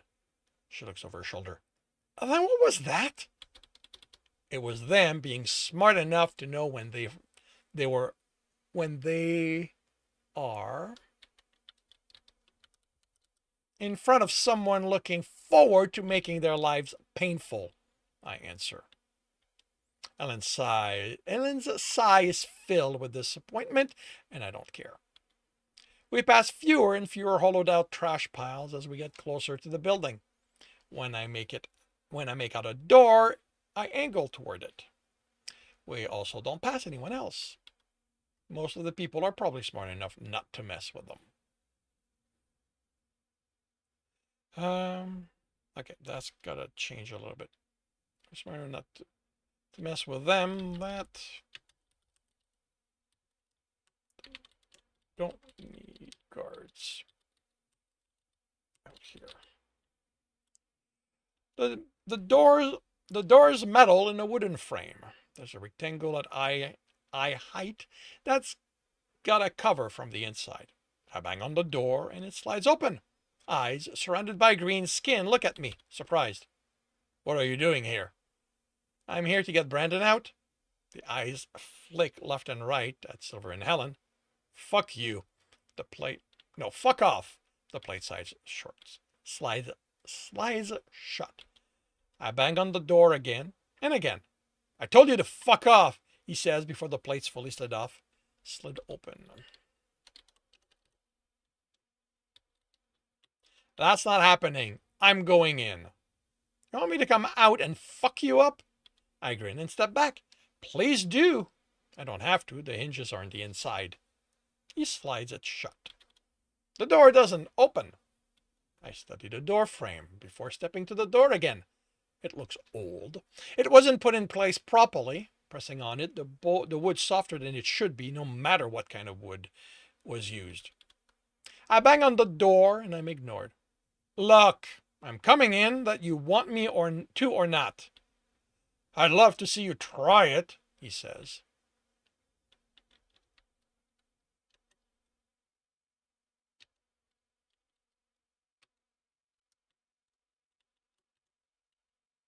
Okay, you're going to want to move out from behind it. I walk away. I can blast it open, Helen says. I shake my head. I can deal with this. It's going to hurt, but that's fine. I deserve pain after what I've done. I'm over 200 meters away when I turn to face the door. When I run, I put everything I have in it. I'm reminded of a movie I watched, and yes, it would be hilarious if he opened the door before I collide with it.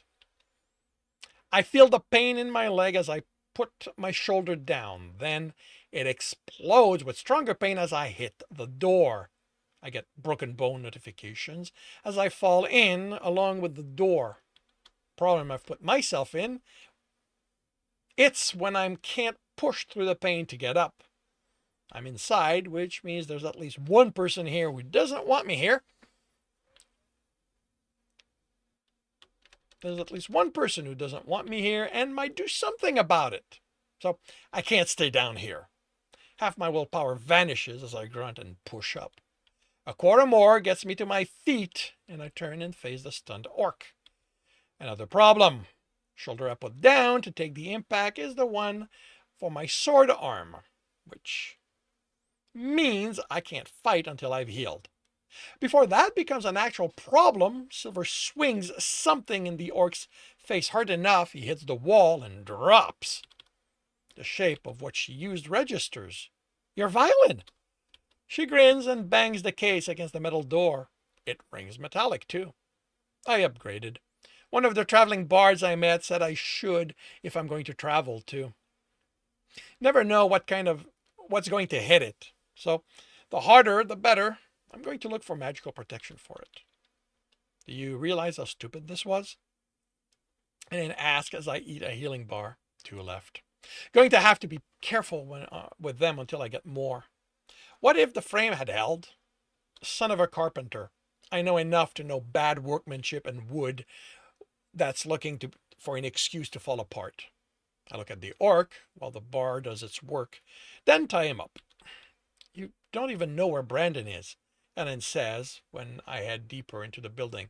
I'll ask for directions. She mutters as she follows. The building is surprisingly empty. Most of the rooms are set up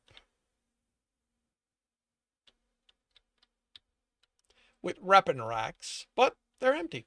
Yeah. But there's no one in them.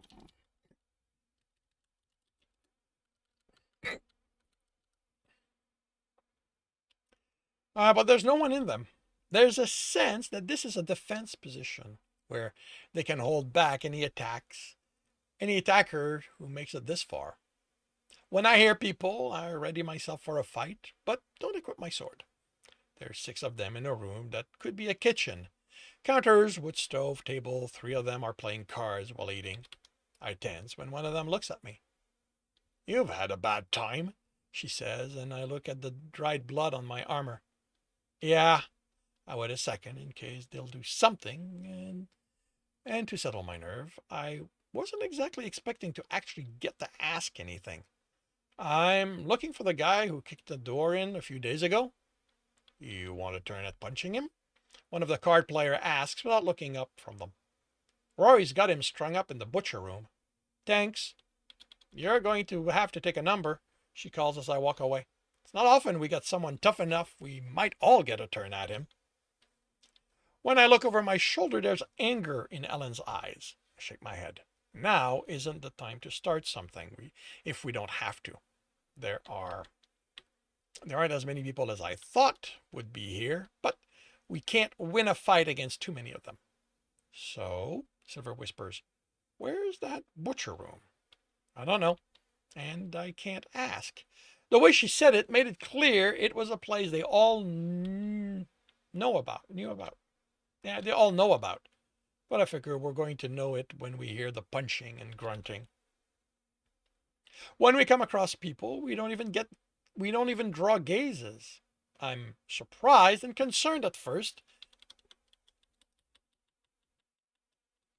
until I realize that even Ellen looks like she belongs in Detroit.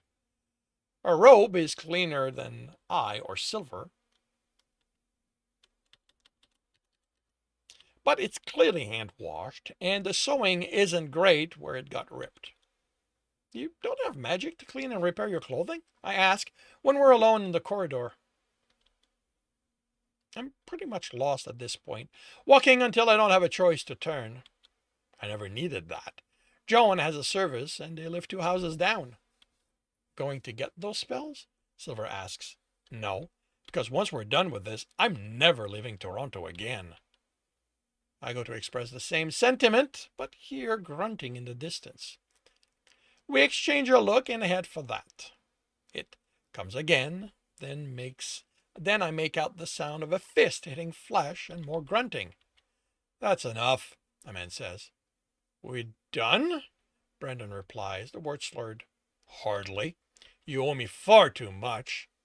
Your work as punching bag would last years. Brendan chuckles. You let me go and I'll get the money to pay you back. Working on a good score right now. Do you ever stop lying, Brendan? You got me to front you the money because you promised you could get me the spear. Then it's 2 years before I see you again without it. You should see that ruin, Brendan replies. It's one of the toughest one I've ever come across. Is that why you still don't have it?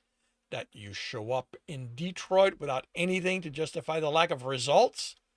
I was still working on it, but you made sure I'd stop. I made sure I recouped my losses. I pay, you return it. I'm by the door at this point, so I can hear the whispered response. You really think you're going to survive this, Brendan? I grab Ellen before she passes me and shake my head. I pull her back.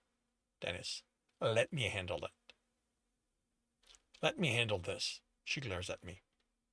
Ellen, that's my brother they're beating up. Dennis, it's Brendan. He's probably enjoying himself. Ellen, I'm not letting him go through that.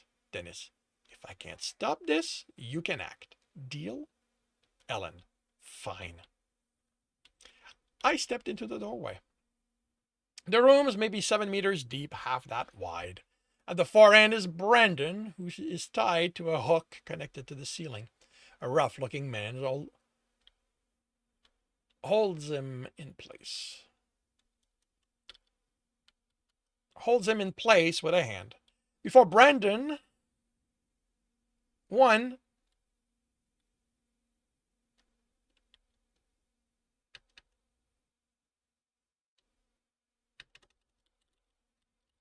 another is before Brendan, looking about to punch him, and one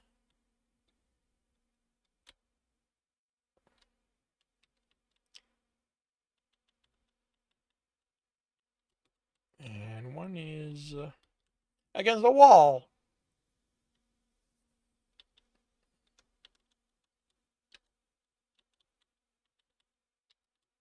He makes me think of the mayor's clerk back in court with a pad and pencil.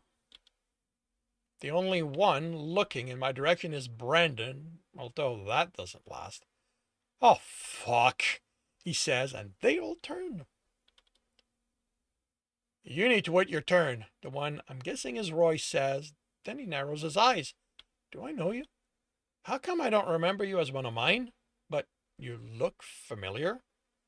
Before I can reply, the clerk runs to him holding a paper.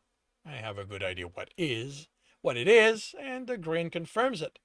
Is he what you're working to pay me back? Working on to pay me back? Roy laughs. I knew you were a bastard, Brandon, but selling someone off for money? Really? He hands the paper over. Too bad he offered himself up to me, because that means I don't have to count it as you paying me. What are you doing here, Dennis? Brennan asked, as if Roy hasn't said anything. Getting you out, and just so you know, friends ask each other for help instead of leaving the team.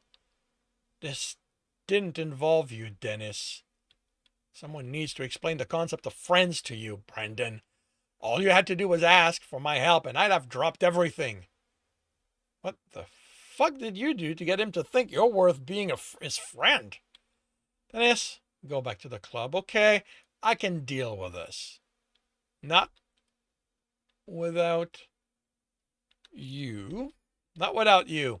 So whatever you need to happen to pull off your escape, how about you do it so we can leave? And as the people close to him step well away, I see the worry in his expression and whatever hope I'd latched on as as I listened to him talk that he... All right, let's do this again. And as the people close to him stepped well away, I see worry in his expression.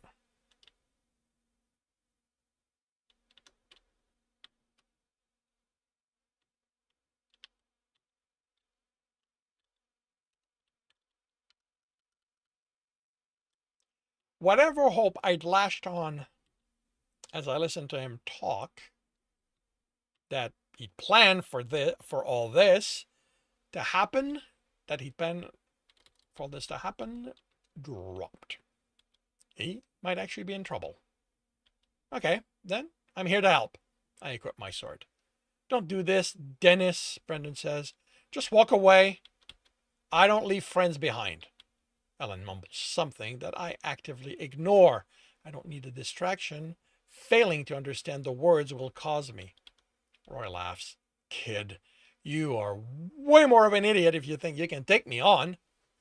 Then, Ellen says, stepping behind me, how about I do it?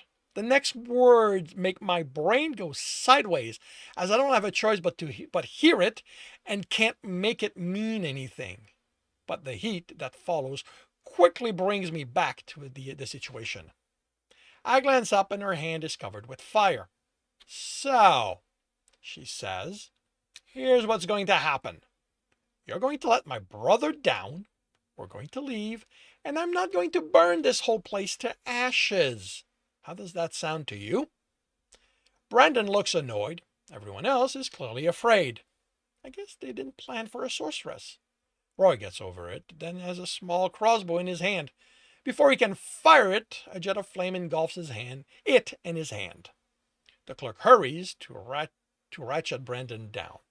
As soon as his feet touch the ground, he gets his hand out of the hook and offers them to the guy who hurries to cut them free.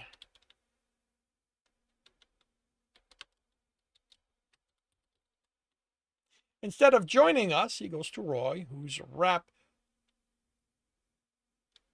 his hand in a cloak. Brandon, we don't have time for revenge, I tell him. He punches the man, then searches him, sighing with relief when he takes something out from inside the jacket. Overconfident as always, Roy. Then he joins us, slamming what he took in Ellen's hand before continuing on. She looks at the necklace. Mother's? Maybe next time you're going to believe me when I say I'm working on it. And that concludes chapter 69 of The World Which Is. If you are enjoying this, please leave a like. If you want to know when the next chapter is going to be up, subscribe and hit the bell.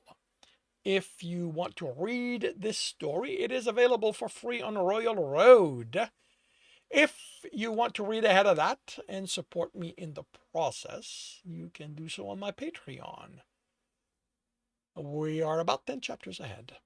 And if you want to listen to these live, it's every Tuesday morning, 8 a.m. Eastern Time on Twitch and YouTube. The link are in the notes. And with that, I shall wish you a good day. Had to put the meme here, 69.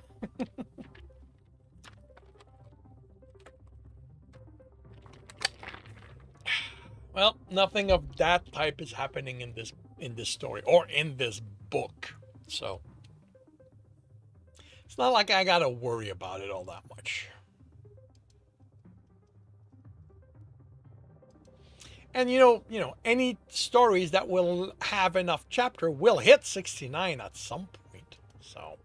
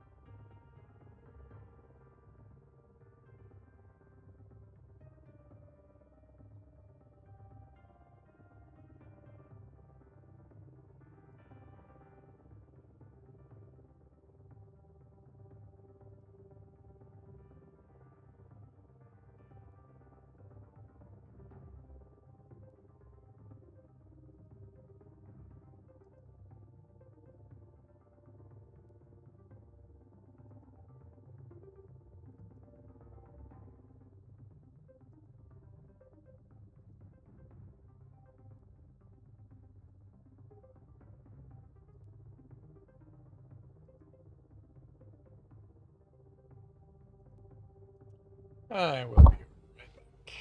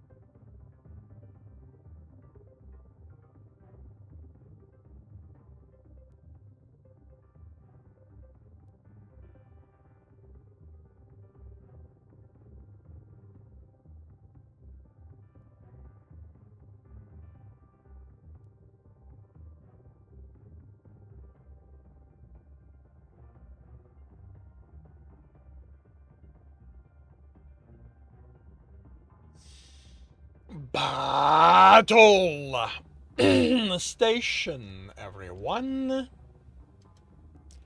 Battle station. We have 49 allies. We're going up against 91 enemies. And we are off. Sigma's in first place. Shadow Seer's in second. Neon Hollow is in second. Neon Hollow's in first. Sigma takes over first again. Neon Hollow's in second. Richter Scale. Oh, I got my assist. Good. Richter's. I got way more than 90. Richter Scale is in third. I guess I need to remember to put myself in front of everyone. Sigma's in first place. Neon Hollow's in second. Mr. Shadow Seer is in third. And with that, we're done. We've won. Sigma OS is in first place, 35 kill, 12 assist. Neon Hollow is in second place, 2 kill, 20 assist. And Mr. Shadow Seer is in third, 2 kill, 13 assist.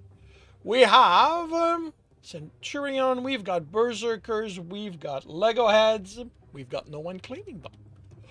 So, Endless Loop gets Shield. Spider Pup goes Berserk. Black Cat Crochet gets Legos. And we've cleared the board. We move on to the next map, where we will have gold and the boss. So we start with a hard battle on the way to the gold chest.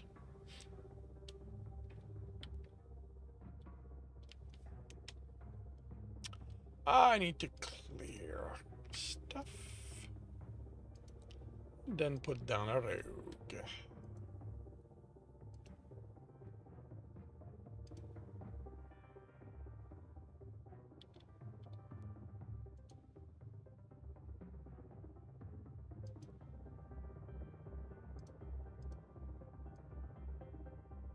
Alrighty, half an hour to see how this turns out. What you were talking about, make sure this translated well enough. The castle dungeon would have normal rooms that would fit a residence, but would have a dungeon. Would have that dungeon is allied element with different doors leading to crazy places. That's how you see the idea. That's cool. That is very cool. Shop is easier to guess. Well, I mean, it's easier to grasp simply because a shop is a somewhat clearly defined thing. A dungeon is a little more loose. But yeah, I'm going to do a chapter, a reading correct, by confirming the microphone is on, turning off desktop audio. I will confirm I'm on the correct screen. I have the correct image up. I am starting the recording, and I will see you all on the other side. Welcome back to another reading and correcting with me, Kindar, the Tiger Writes, and Ty, the Tiger Supervisor.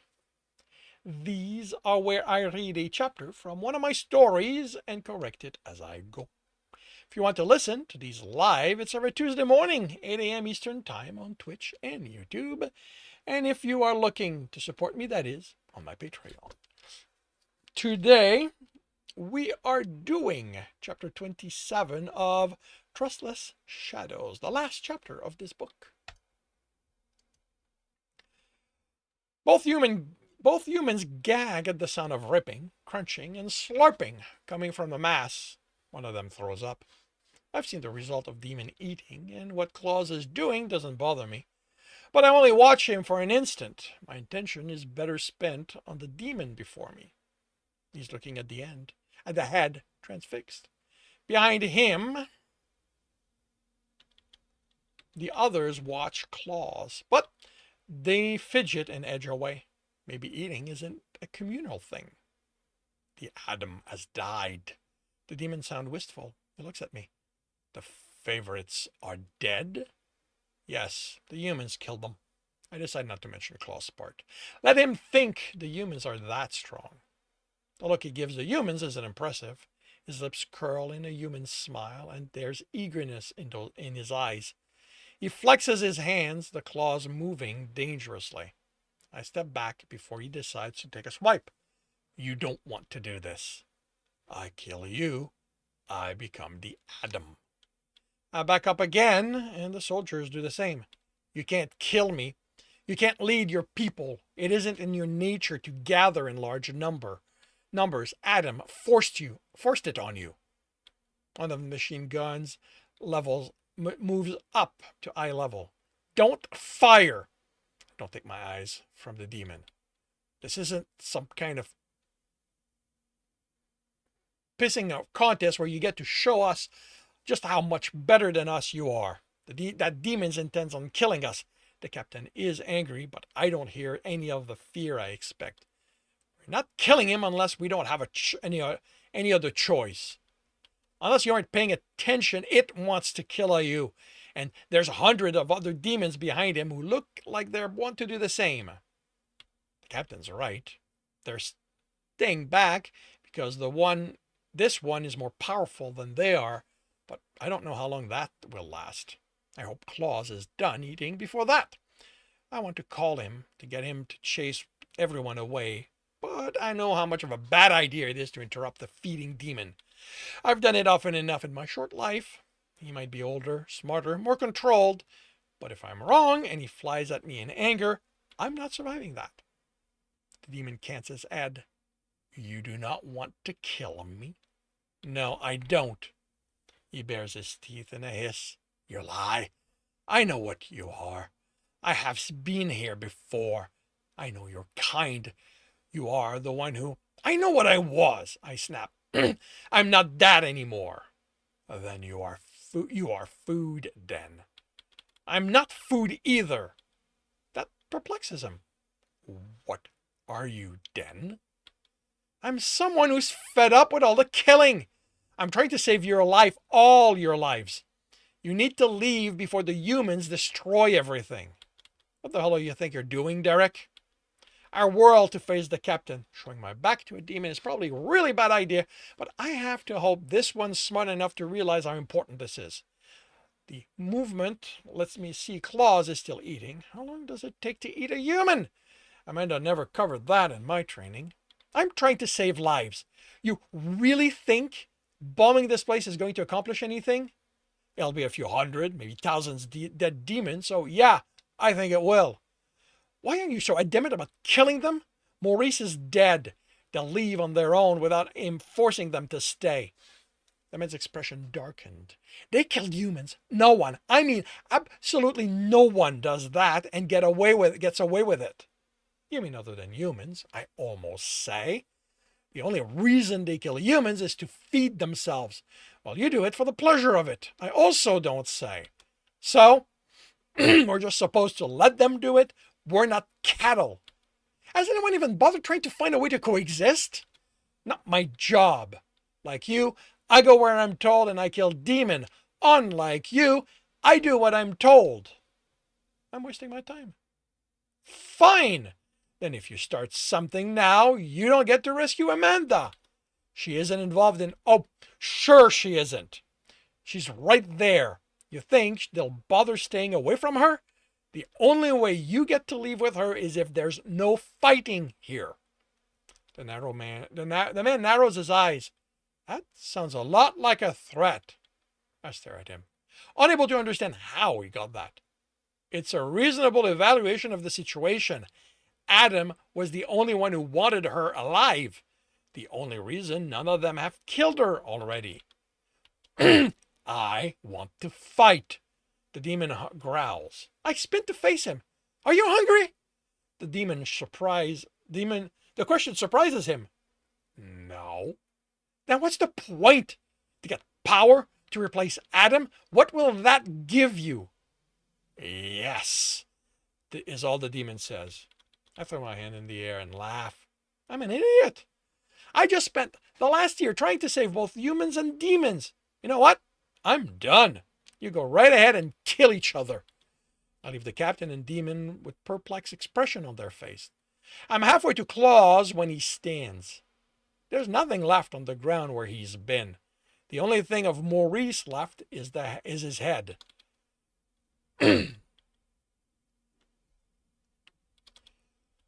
When he stops flowing, he's 9 feet tall. His skin tightened on himself. There is nothing drooping, nothing fraying, nothing remotely human about him. His legs are massive, bent at odd angles, with claws digging into the pavement. His arms are thick, with spikes out of them. His torso is wide and muscular. There is no doubting the power there, or in the teeth-filled muzzle. But that isn't the scariest part of him. His eyes shine bright red, filled with bottomless anger, sending anyone who looks into them cowering. Even I take a step back when they pass over me. I hear one of the machine gun clatters to the ground. I see it coming. I see his chest filled with air, and I prepare myself. It's for nothing. There's no way I could ever be prepared for the roar that erupts. Run. The message is the message. Run or die. When it ends, I'm curled on the ground, unable to stop shaking. When my ears stop ringing, the sound is replaced with the clattering of claws on pavement as demons run, no, flee. I try to uncurl, to get up, but I can't move. To move from where I am means death. A rumble reaches me, low, quiet, for me only. Comfort, safety. I open my eyes and a black hand is before me, human size, but with claws. I take it, and Claus pulls me up. He looks more human now, my height, and he has adopted the look I am most familiar with, pants and a hoodie, although it isn't covering his head this time. Around us, I catch a glimpse of the last of the demons vanishing. The only one still here is the one who confronted me. He hasn't moved, but now he's 7 feet tall, his skin looking like it's made of stone with sharp edges. I get the sense that this is as large as he can make himself. The humans are still there. Klein picks up his machine gun. The captain tries to hide his fear under a mask of disappointment. The demon straightens and attempts to appear taller. He growls a challenge, a statement that he isn't cowed. Claus' response is more complex than I have heard or felt before. Amusement, disappointment, pride, chiding. The overall sense I get is that Claus sees his action as stupid, but that he admires the attempt. The demon's replying roar is louder, and the humans move away, understanding the danger in the volume, if not the tone. Pure determination. He will not be scared by anything. Claus bends down and picks up Maurice's head. He fixes the demons with his gaze as he cracks it open without any effort. The demon takes an involuntary step back and then straightens. A show of pure stubbornness. I wonder if this is one of Claus' children. Claus' response is a simple menace, and even I step away. He's done humoring this youngling. The demon tries to stand his ground, but his spine ripples, going from spike and back to plates as if trying to find a good defense. He takes a step back, then another. He turns and runs. Claus sighs. Youth, is all he says. He looks at his hand, covered in brain matter, then considers the head before dropping it. He nods behind me. I sigh as I turn. Of course, the two soldiers are aiming their rifles at us. Don't move. The captain makes his voice as commanding as he can, which, after Claus' demonstration, isn't very impressive. Oh, what? I have no idea what to think about them anymore. We kill you. Irradiated rounds, remember? If I move, Claus says, I will rip the weapon from your hands before you can fire. I sent my people away. Drop your bombs if you want. You will kill none of them. This building is safe for you. None of my people will come here again. What's to stop you from killing us? Not those. Claus indicates the machine guns. You expect me to just let you leave after he betrayed us? Left us to die at Adam's hand? Claus looks at me, then back at him. He made a mistake. He let his angers dictate his actions. You have a saying about humans being made of mistakes. You should see this as proof he is as much one of yours as he is mine. I can see the conflict on the captain's head. I'm not scared of you, he says. Good. I do not wish to be to you to I do not wish you to scare I do not wish to scare you. But I will not let you take or hurt Derek. He glances away from us to where Amanda is still tied with reluctance.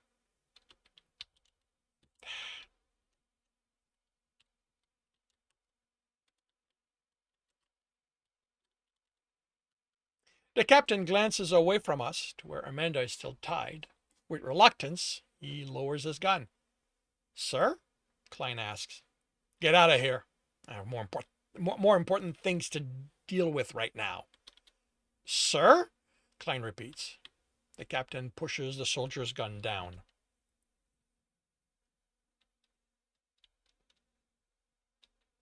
I search the man's face. He doesn't want to do this. He'd rather kill me right now than let me go. But he's putting his mission first. I turn and walk toward Amanda. I'm not heading for her, I tell myself. I just happen to head for the alley behind where she's tied. But I stop as I reach her. She's alive, for which I don't care. She doesn't react to my presence, so she's probably unconscious. I don't know why, but I cut the ropes holding her and lowered her to the ground. She opens her eyes, then looks around in confusion. She sees me, and surprise fills her eyes, quickly replaced with hate. She tries to say something, but no words come out. She pushes me away. There's no strength in her arms, but I move away, then leave without looking back. Was it there? I nod to his hand. We've made it a few blocks without encountering anyone. No. Adam did not have what you call a soul stone. I nod, unsure how I feel about the implications for me. I guess that's proof I'm not like you. Claws laugh. I have known that since the first time we met, but you are still mine. Aren't you angry at me? He looks at me, and his expression changes. I can't read it. Do you have it? I reach into my pants pocket, and take out Runs with the Forest as soulstone. He touches it. Come with me. He heads for an alley, picking up a page from a newspaper that's stuck under a car's tire. Claws? I can't hide the worry. There is something I need to teach you. I keep my distance as I follow. There was no threat in his voice, but I killed his son. How can he not hate me? As he walks by a door, he grabs the wooden frame and rips it out. He breaks it into smaller pieces as he enters an alley. When we are away from the entrance, he sits. He rips the pages into pieces and makes a pile, over which he places a handful of the smaller wood pieces. From a fold of his skin, he pulls a shining stone and rakes a claw against it. Shining? Rakes a claw against it. Actually, you know what? Yeah, it can be shining. This is not earth. Producing sparks. When the paper is caught on fire, he puts it away. He looks up at me. I am not angry, he says, when he sees how far away I'm staying. Why not? You were enraged when you had to kill your son. I killed Run the Forest. He nods. But I only lost one child.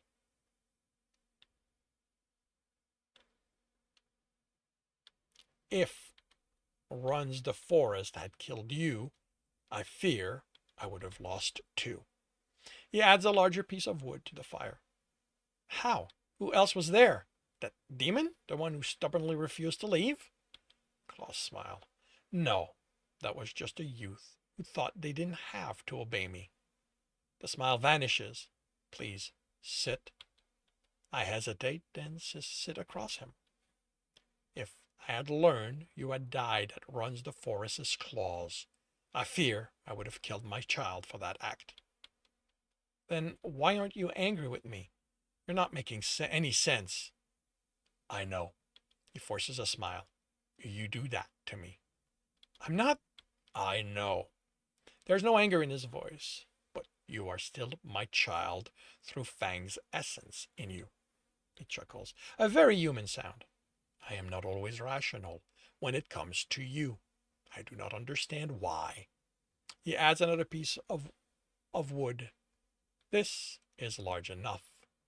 It should be done in the wild, but the first one sees everything.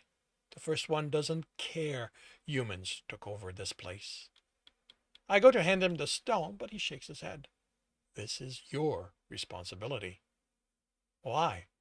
Because you ate him. I didn't, I know.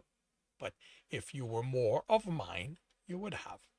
In terms you will understand, you killed him, so you must send him back. I don't know how. Simply place runs the forest in the fire. I look at the stone, all that is left of Claw's child, of runs the forest. I remember running with him, and I let the memory flow as I deposited it among the flames. I feel the heat through my black skin, but it doesn't hurt. I know it wasn't me who ran with him, but knowing I'll never be able to do it again hurts. Should I say something? There is nothing to be said. Runs the forest will be with the first one, as it should be. What about the others? Who will do this for them? I'll go back and collect them. The humans will not stop me. I'm silent as I watch the stone. The edges brighten and parts flake. No, the edges brightening and parts flaking away to be carried up on the hot air. I watch them rise until I can't see them anymore, and then look at the stone again. Claws, what does home mean to your people? He looks at me.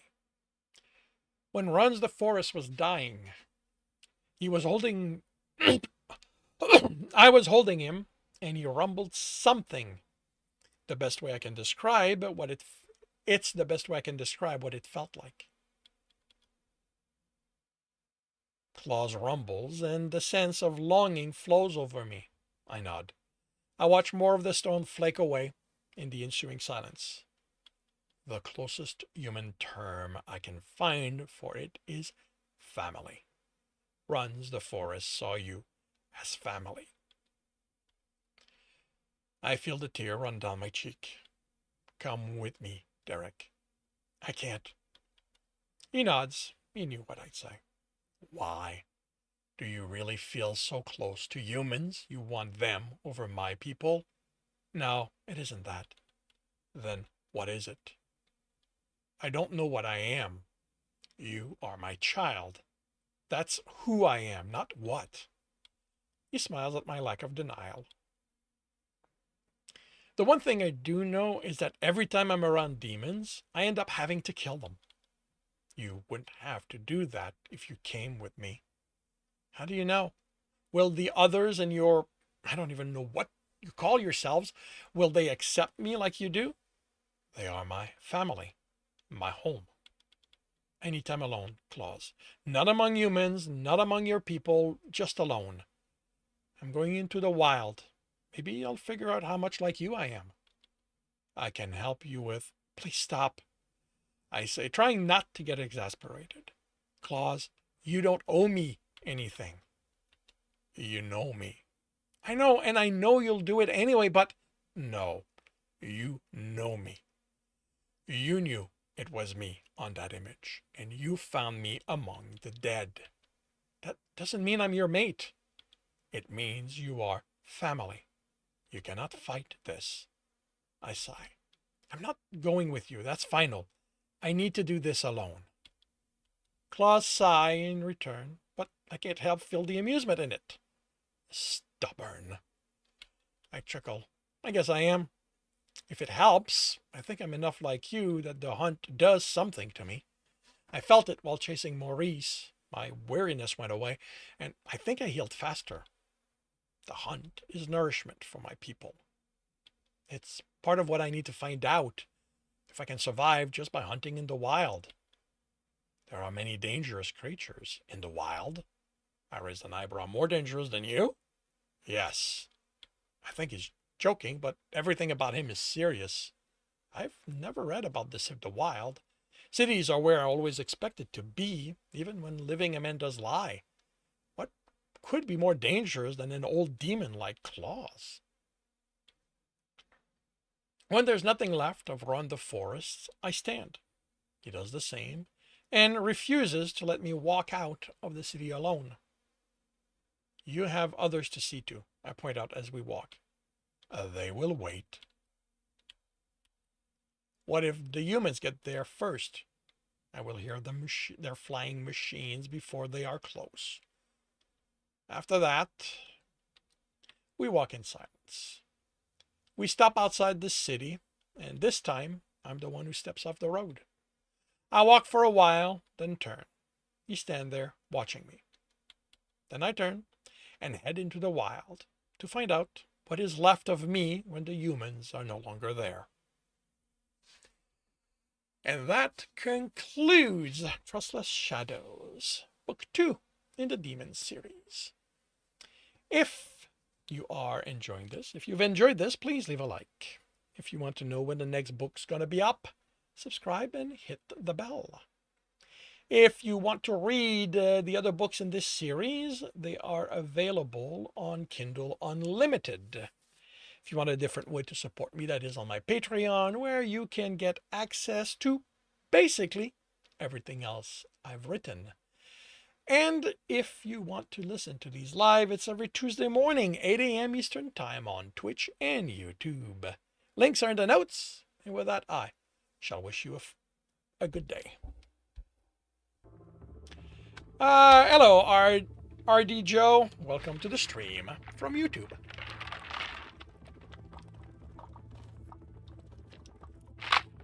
I hope you are doing well.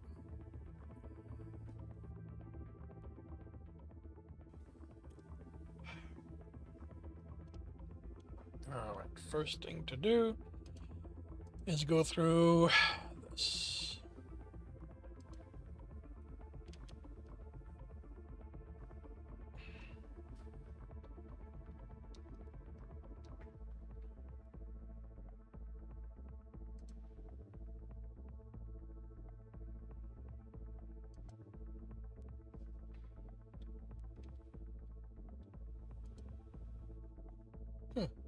Interesting. I thought I had done that.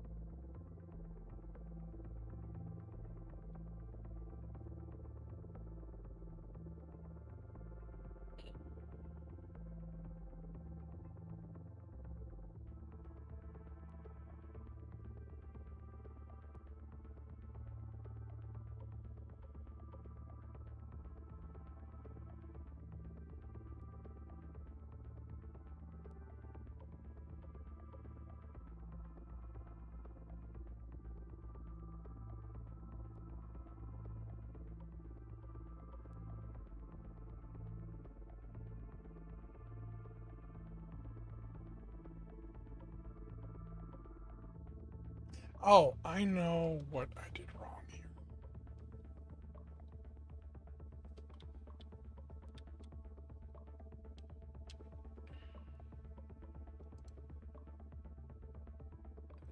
I need to run this here. Then in here.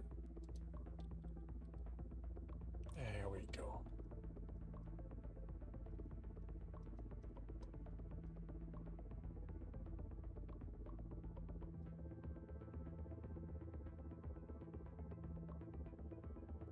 It looks like different changes. Huh.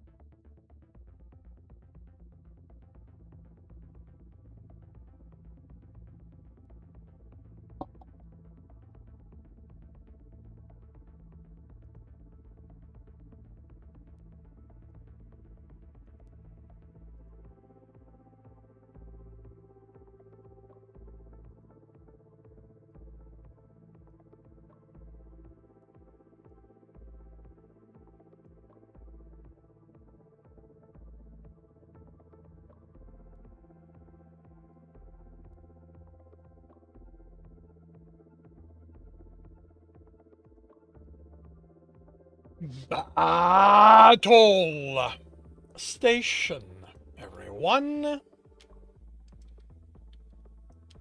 Battle station. We have 47 allies. We're going up against 83 enemies. And we are off with Sigma in first place. Neon takes that over. Sigma's in second. Arcten is in third. Neon kills an epic.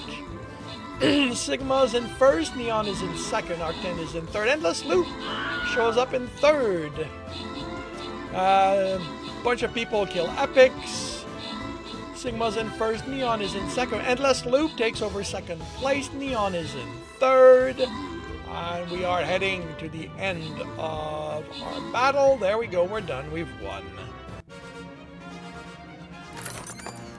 Sigma OS is in first place, 31 assists. Endless Loop is in second place, 3 kill, 22 assists. And Neon Hollow is in third, 14 kill, 9 assists. We have tanks, we've got flag bearers, we have no one currently claiming those. So, Neon Hollow gets tanked, Frostbite waves the flag. And we move on to a hard battle on the way to our gold chest. And my last rogue for the day.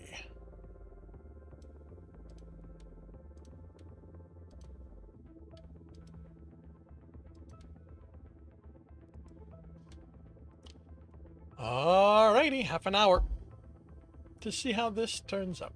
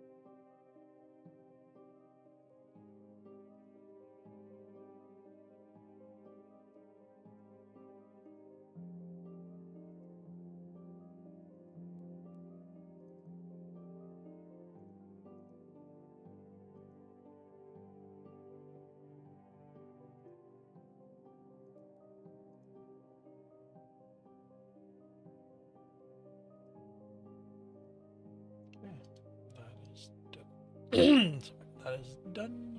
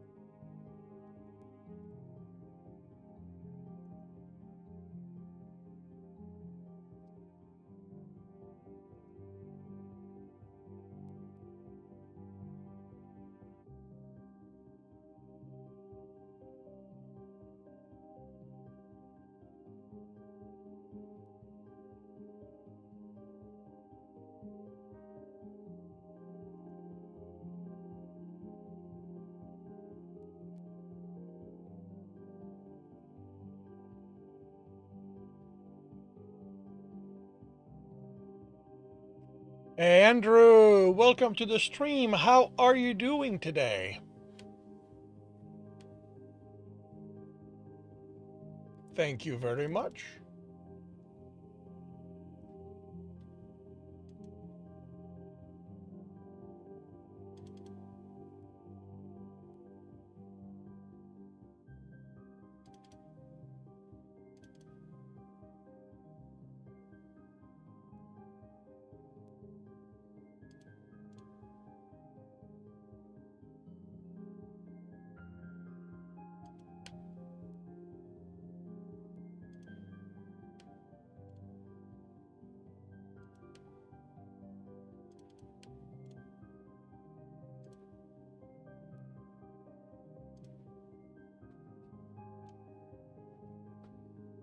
I am an inspiration. I'll try to be. Thank you very much. Da, da, da, da.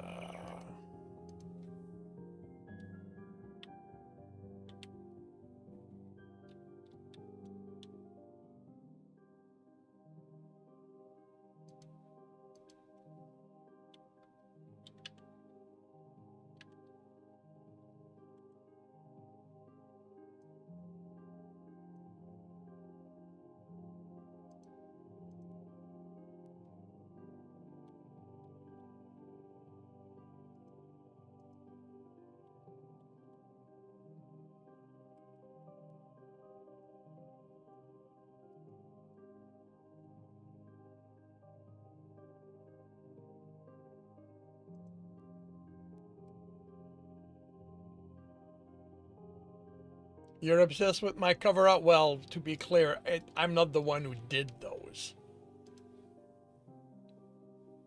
I paid professional artists to do those.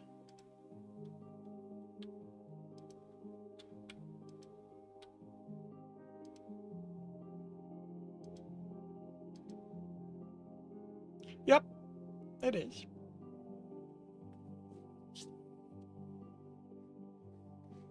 And they are quite good. I am quite... Oh, I already have this here. Interesting.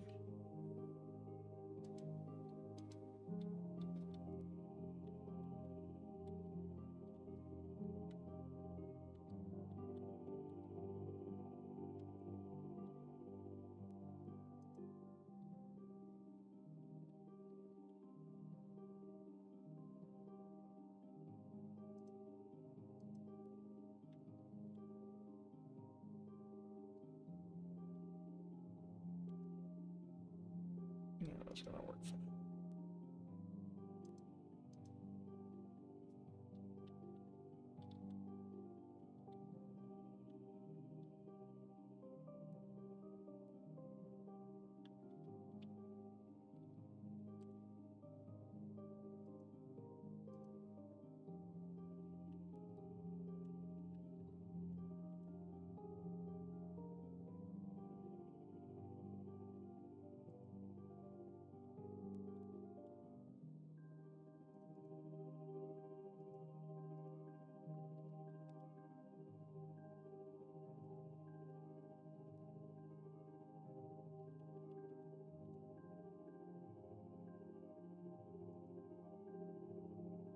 I will be right back.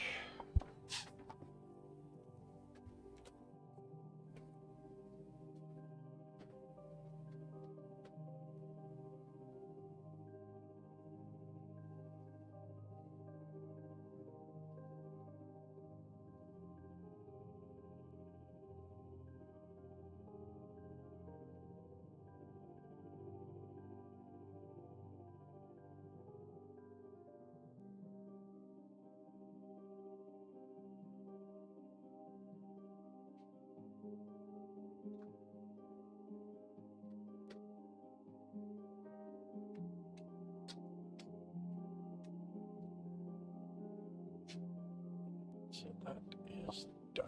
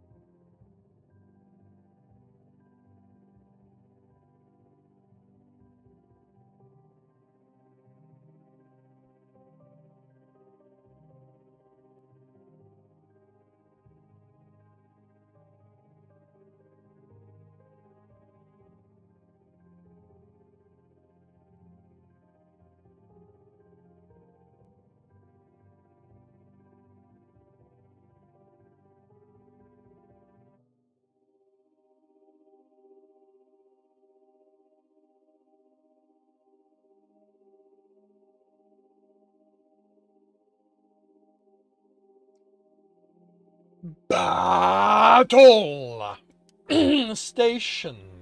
Everyone.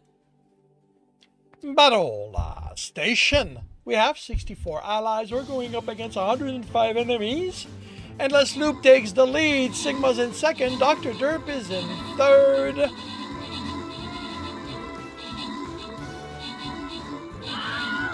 QS takes over second place. Sigma's in first. Endless Loop is in third. And I'm about to die, I think.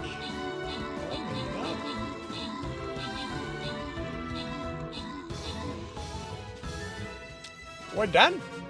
We've won. Sigma OS is in first place. 43 kills, 15 assists. QS Creates is in second place, 8 kills, 17 assists. Endless Loop is in third, 1 kill, 17 assists. We've got gold, small and smaller. We've got a Dr. Derp, so they get a gold. And then the other one goes to Neon Hollow. And we move on to a very hard battle on the way to the gold chest.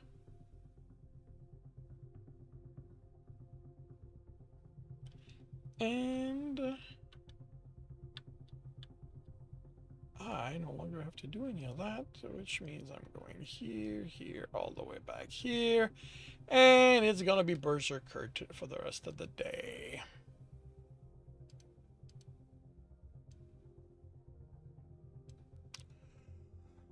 And in half an hour, we will see how this turns out.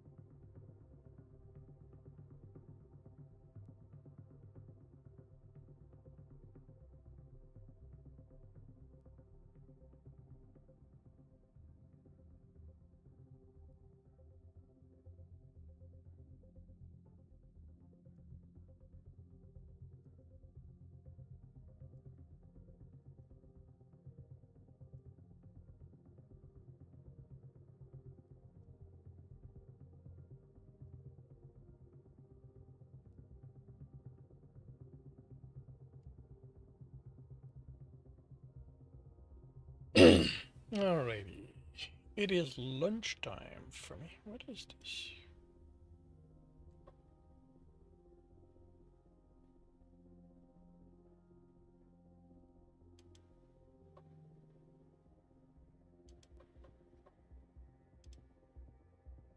This is going to be Windows constantly going, get Windows 11. Alrighty, so it is lunchtime. I need to set that up. I will do my best to return in 20 minutes or so, in time to run the battle. Oh, hey, Bob. Welcome to the stream. Thank you for the raid. I hope you have a good rest of your day. And now we'll head for lunch and see you when I get back.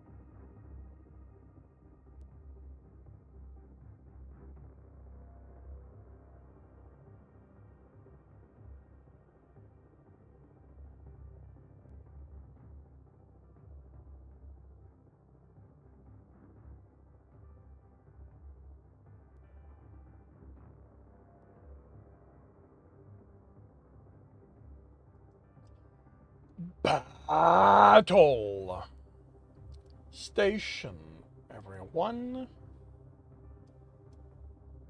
Battle Station. We have 51 allies. We're going up against 191 enemies. Sigma's in first place. Arc 10 is in second. Kemi is in third.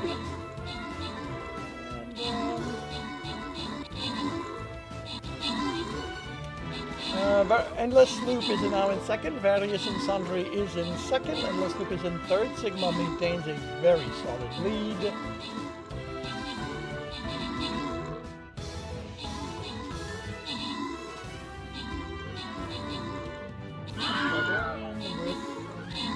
From the Berserk.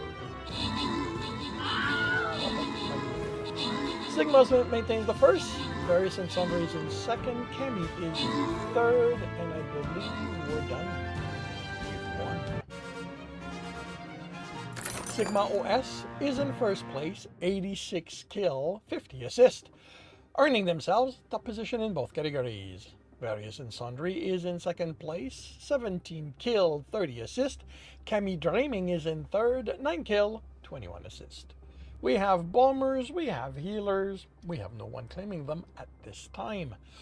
So, Cuddles and Arcten Telemetros get healed. Quinn gets bombed. And we move on to a very hard battle on the way to the gold chest. And it's going to be another Berserker for me.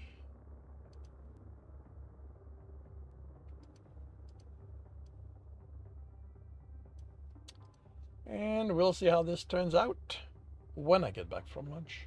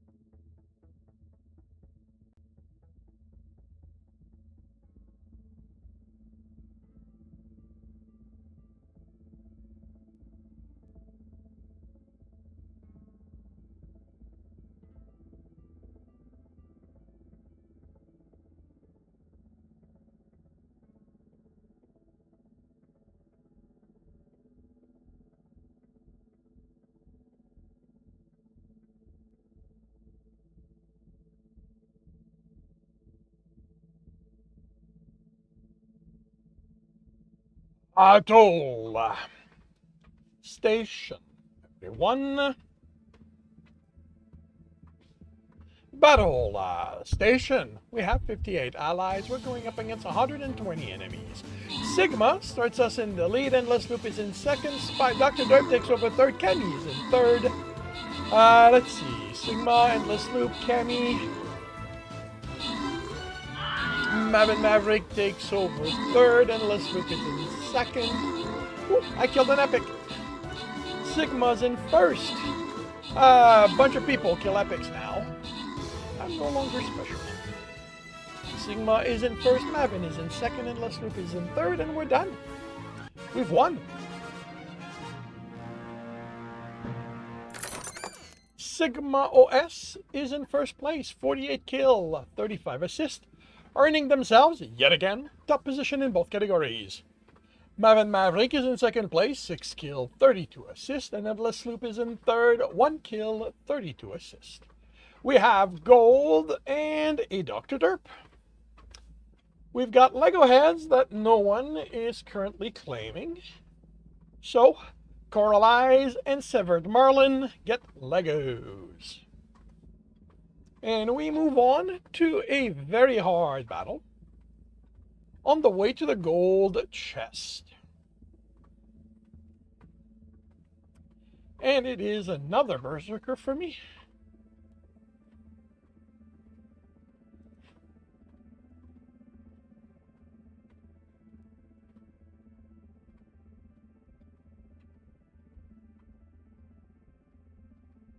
And in half an hour, we will see how this turns out.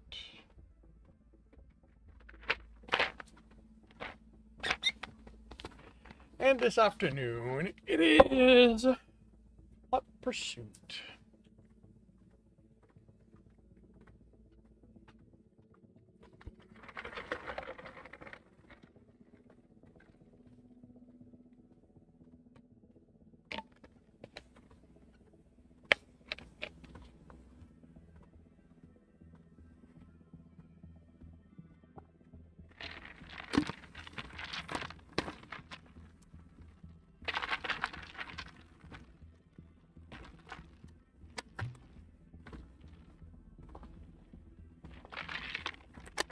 It is a Christian chapter, and we are dealing with the consequences of the previous chapter.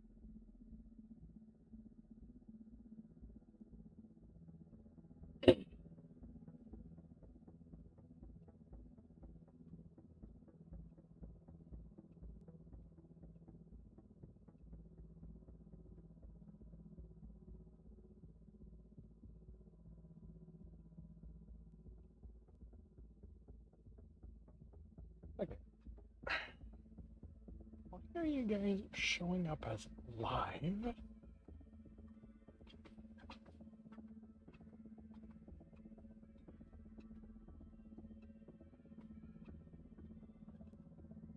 Or maybe you just went off.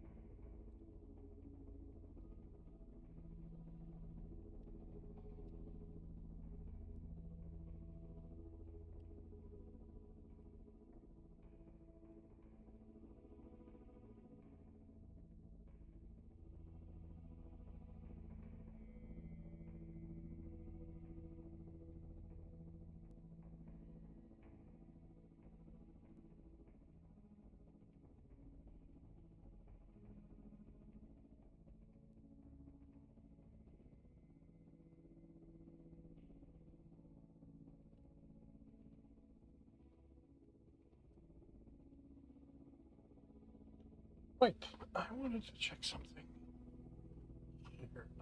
Thinking about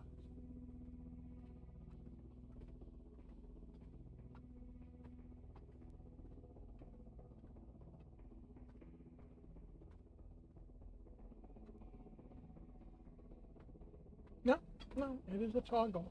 That's not the problem.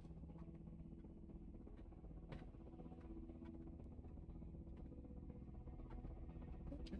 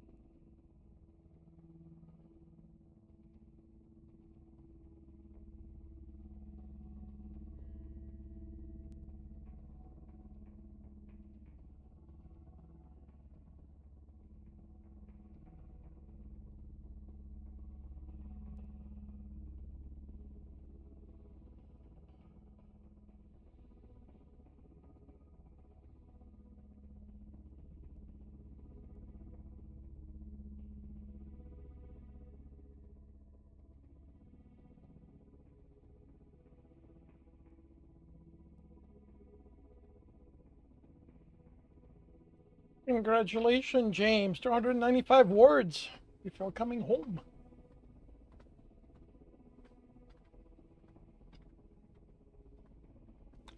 Figured.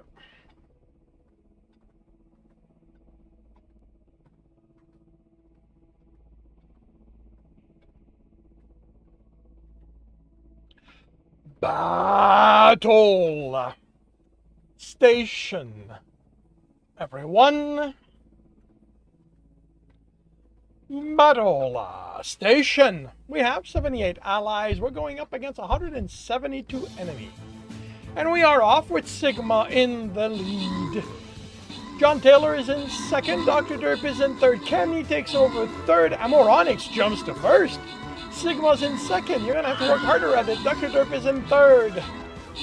Holy cow, Amoronix is... what is this? That's the Phantom. Does he have any... And I don't know what that one is. Amoronix is in first place.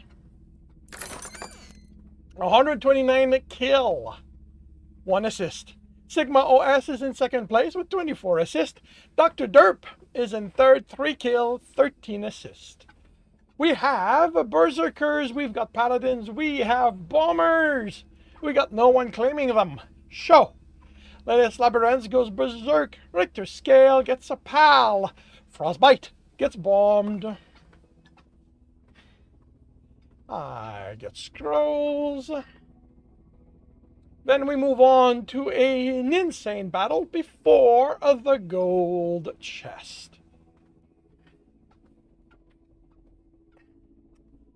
And another, I think 10 is all I need now, I think. Alrighty, half an hour to see how this turns out. 195 words before coming home, James. Congratulations. And yeah, you said that literally as I hit the button to get the ad started.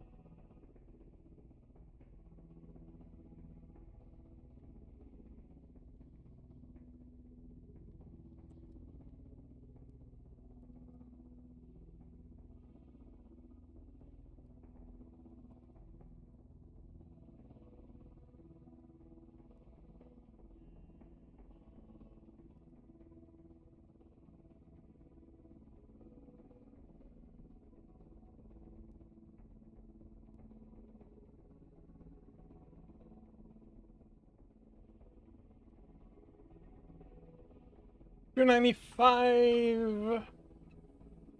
Is that not what I said? All right, sorry. 295 words. Apologies. How are you doing?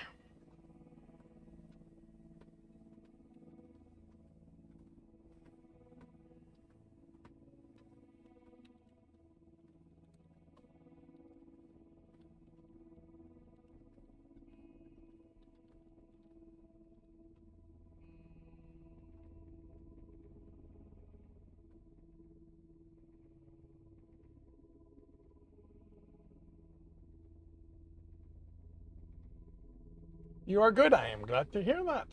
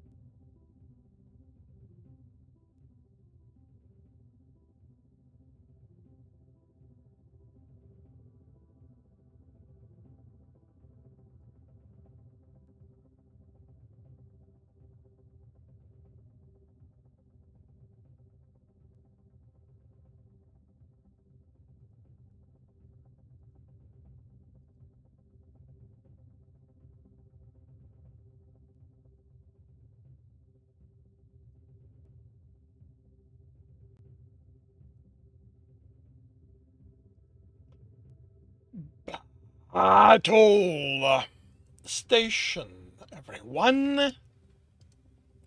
Battle station. We have 66 allies. We're going up against 214 enemies. Longclaw is in first place. That's a new name. And the Moronix takes over first. Insoraptor's in second. Severn Marlin is in third. Insoraptor is in third as Carolize takes over second.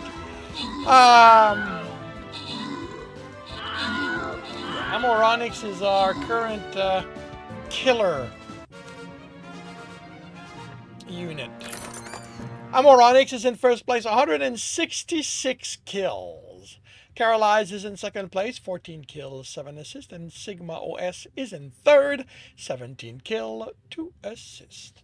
We've got gold and no Dr. Derp. We've got fairies, we've got lancers, we have no one claiming them.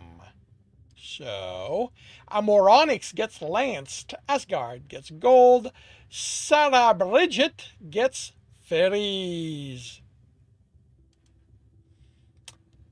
And welcome to the stream, but it runs.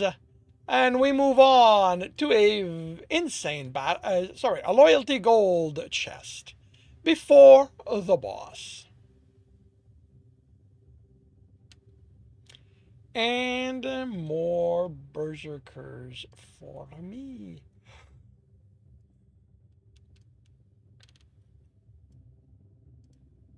And half an hour to see how this turns out. And how are you doing? But it runs.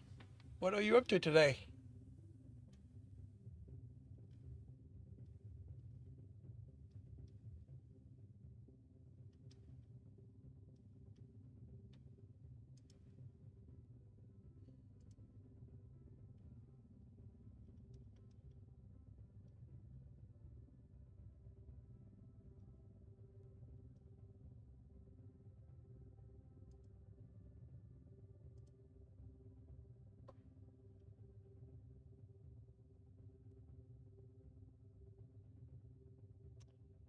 Doing the garage, wrist and ankles say otherwise. Been lurking for 3 battles? Oh. Well, thank you for the lurk.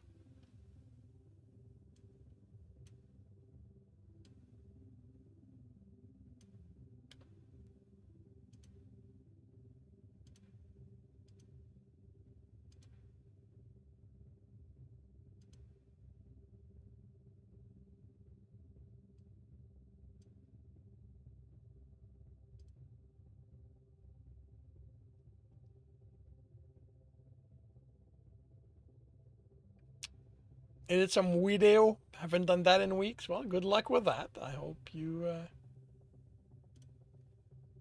succeed.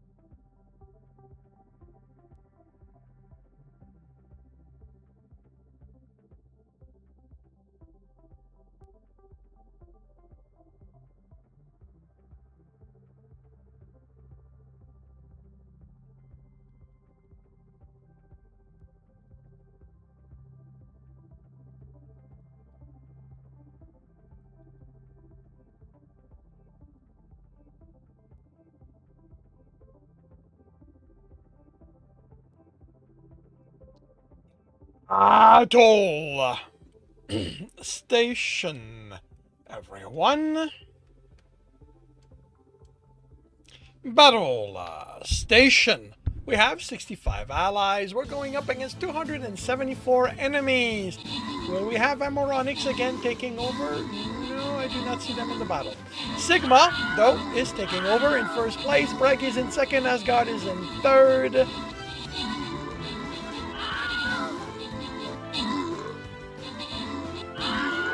Phantom with, I don't know what that sign is. I'll have to look into it. Sigma's in first place. Breg is in second. JC Boom is in third. And we are about to be done.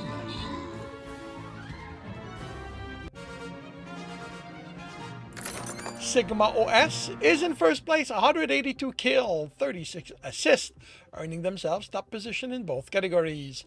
Braggy, Son of Odin, is in second place, 20 kill, 12 assist, and JC Boom is in third, 2 kill, 21 assist. We have gold and a Dr. Derp. We've got a Berserker that no one is currently claiming. So Longclaw goes berserk. And we go up against the boss.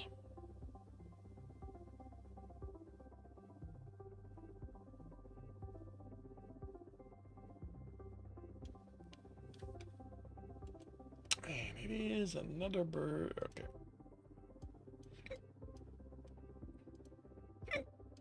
Ice is damage against water. Oh, you know what? Let's go here.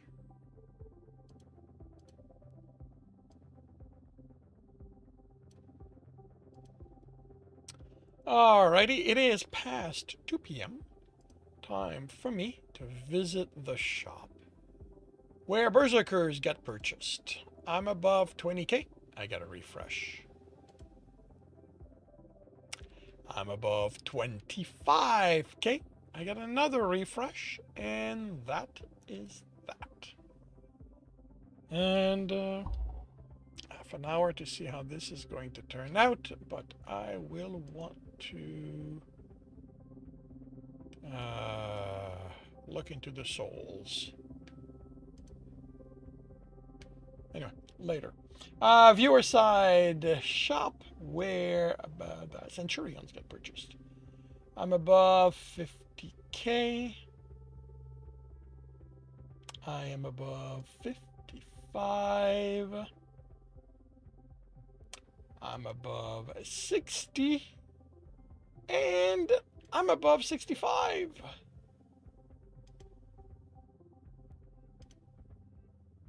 Alrighty.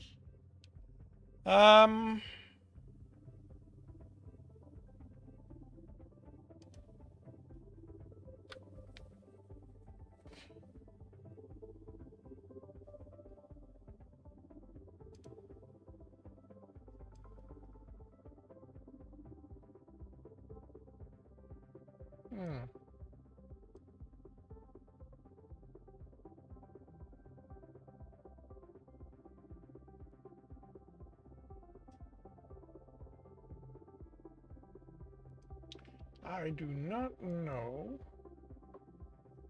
where I can see the soul, what the symbols mean.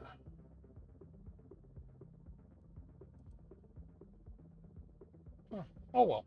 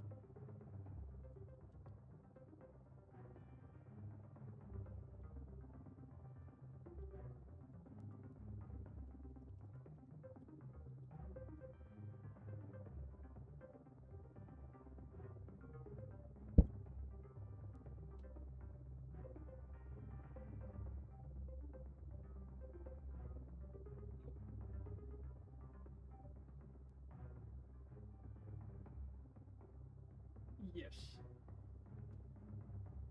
Well, I moved out of Alberta about 2 years ago, and the friend where I was living when I lived there basically let me know that I had received a summons.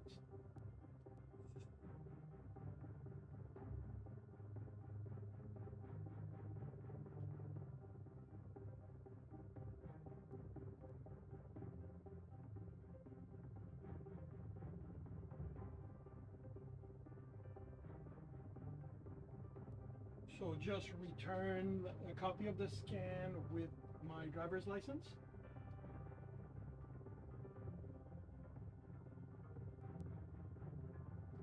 All right. Okay, thank you.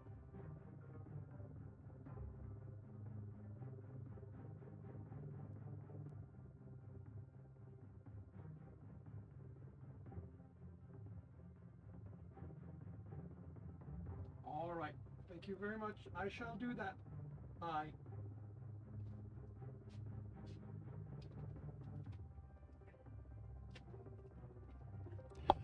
Battle station. Sorry about that.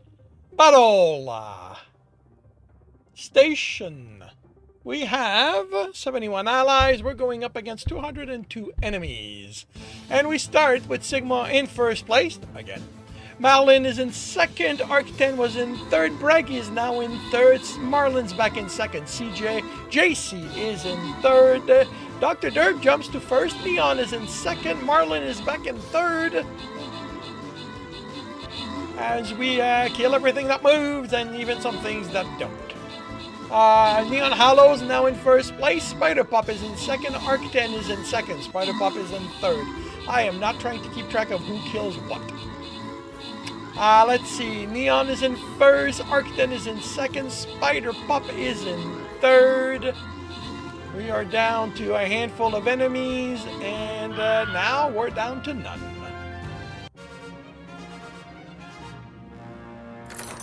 Neon Hollow is in first place, 18 kills, 78 assists. Arc10 Telemetros is in second place, 1 kill, 63 assists. And Spider Pop is in third, 41 kill, 6 assists. We have fairies, we've got flying rogue, we've got berserkers. We've got nobody claiming any of that. So, Helpful Onion gets fairies, Neon Hollow gets wings. Coralize goes berserk. And we've cleared the map. And for the last battle of the day, we will start the next one. And tomorrow there'll be tokens and boss. So we start with a hard battle. And it is another... against water, ice and water. We've got ice. Okay, so we're gonna go here.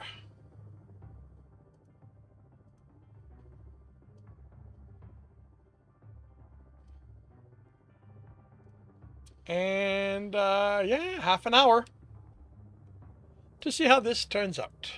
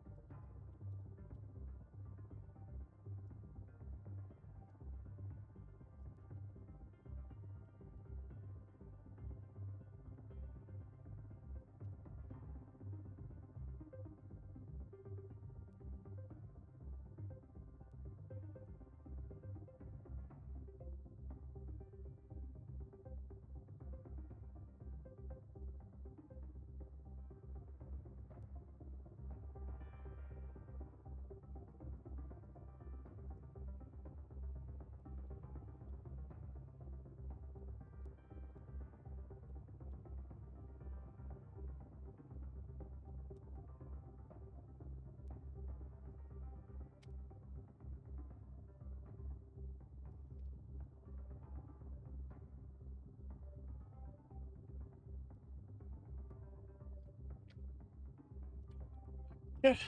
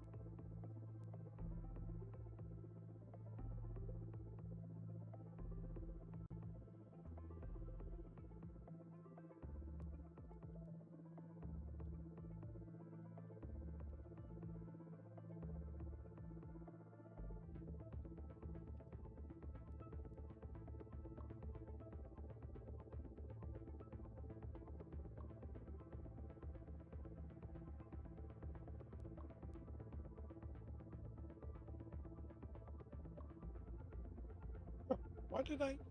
Okay.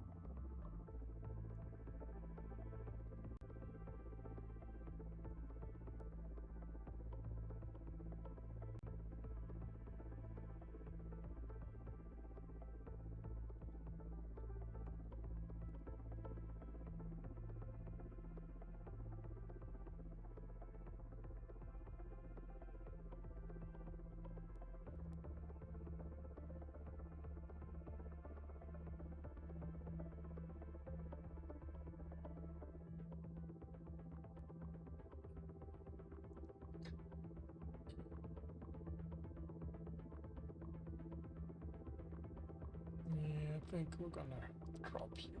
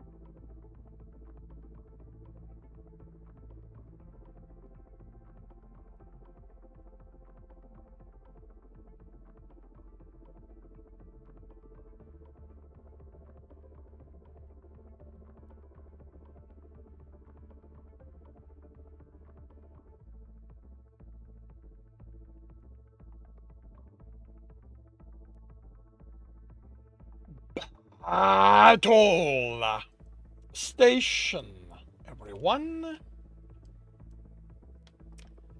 Battle station. We have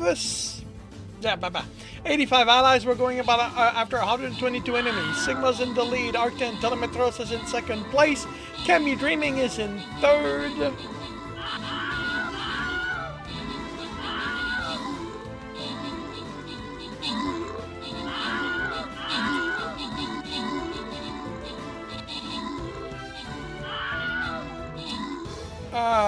Sigma's in first, Frostbite is in second, Acten is in third. Sorry, I got distracted, and we're done. We've won.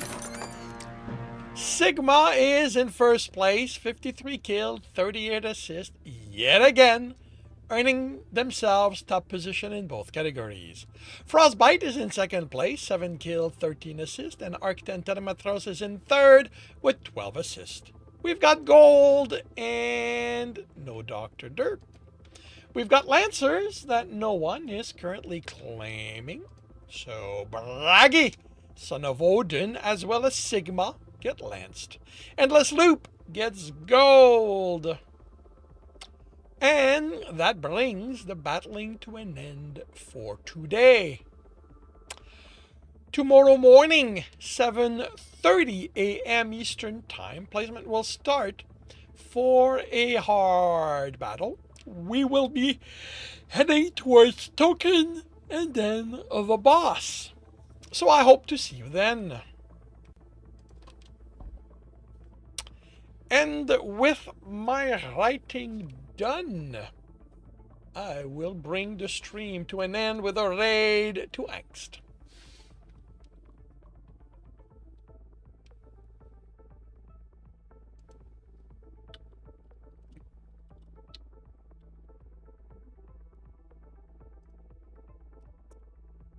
So, yeah, have a good rest of your day, but it runs. So thank you very much, everyone, for dropping by and keeping me company.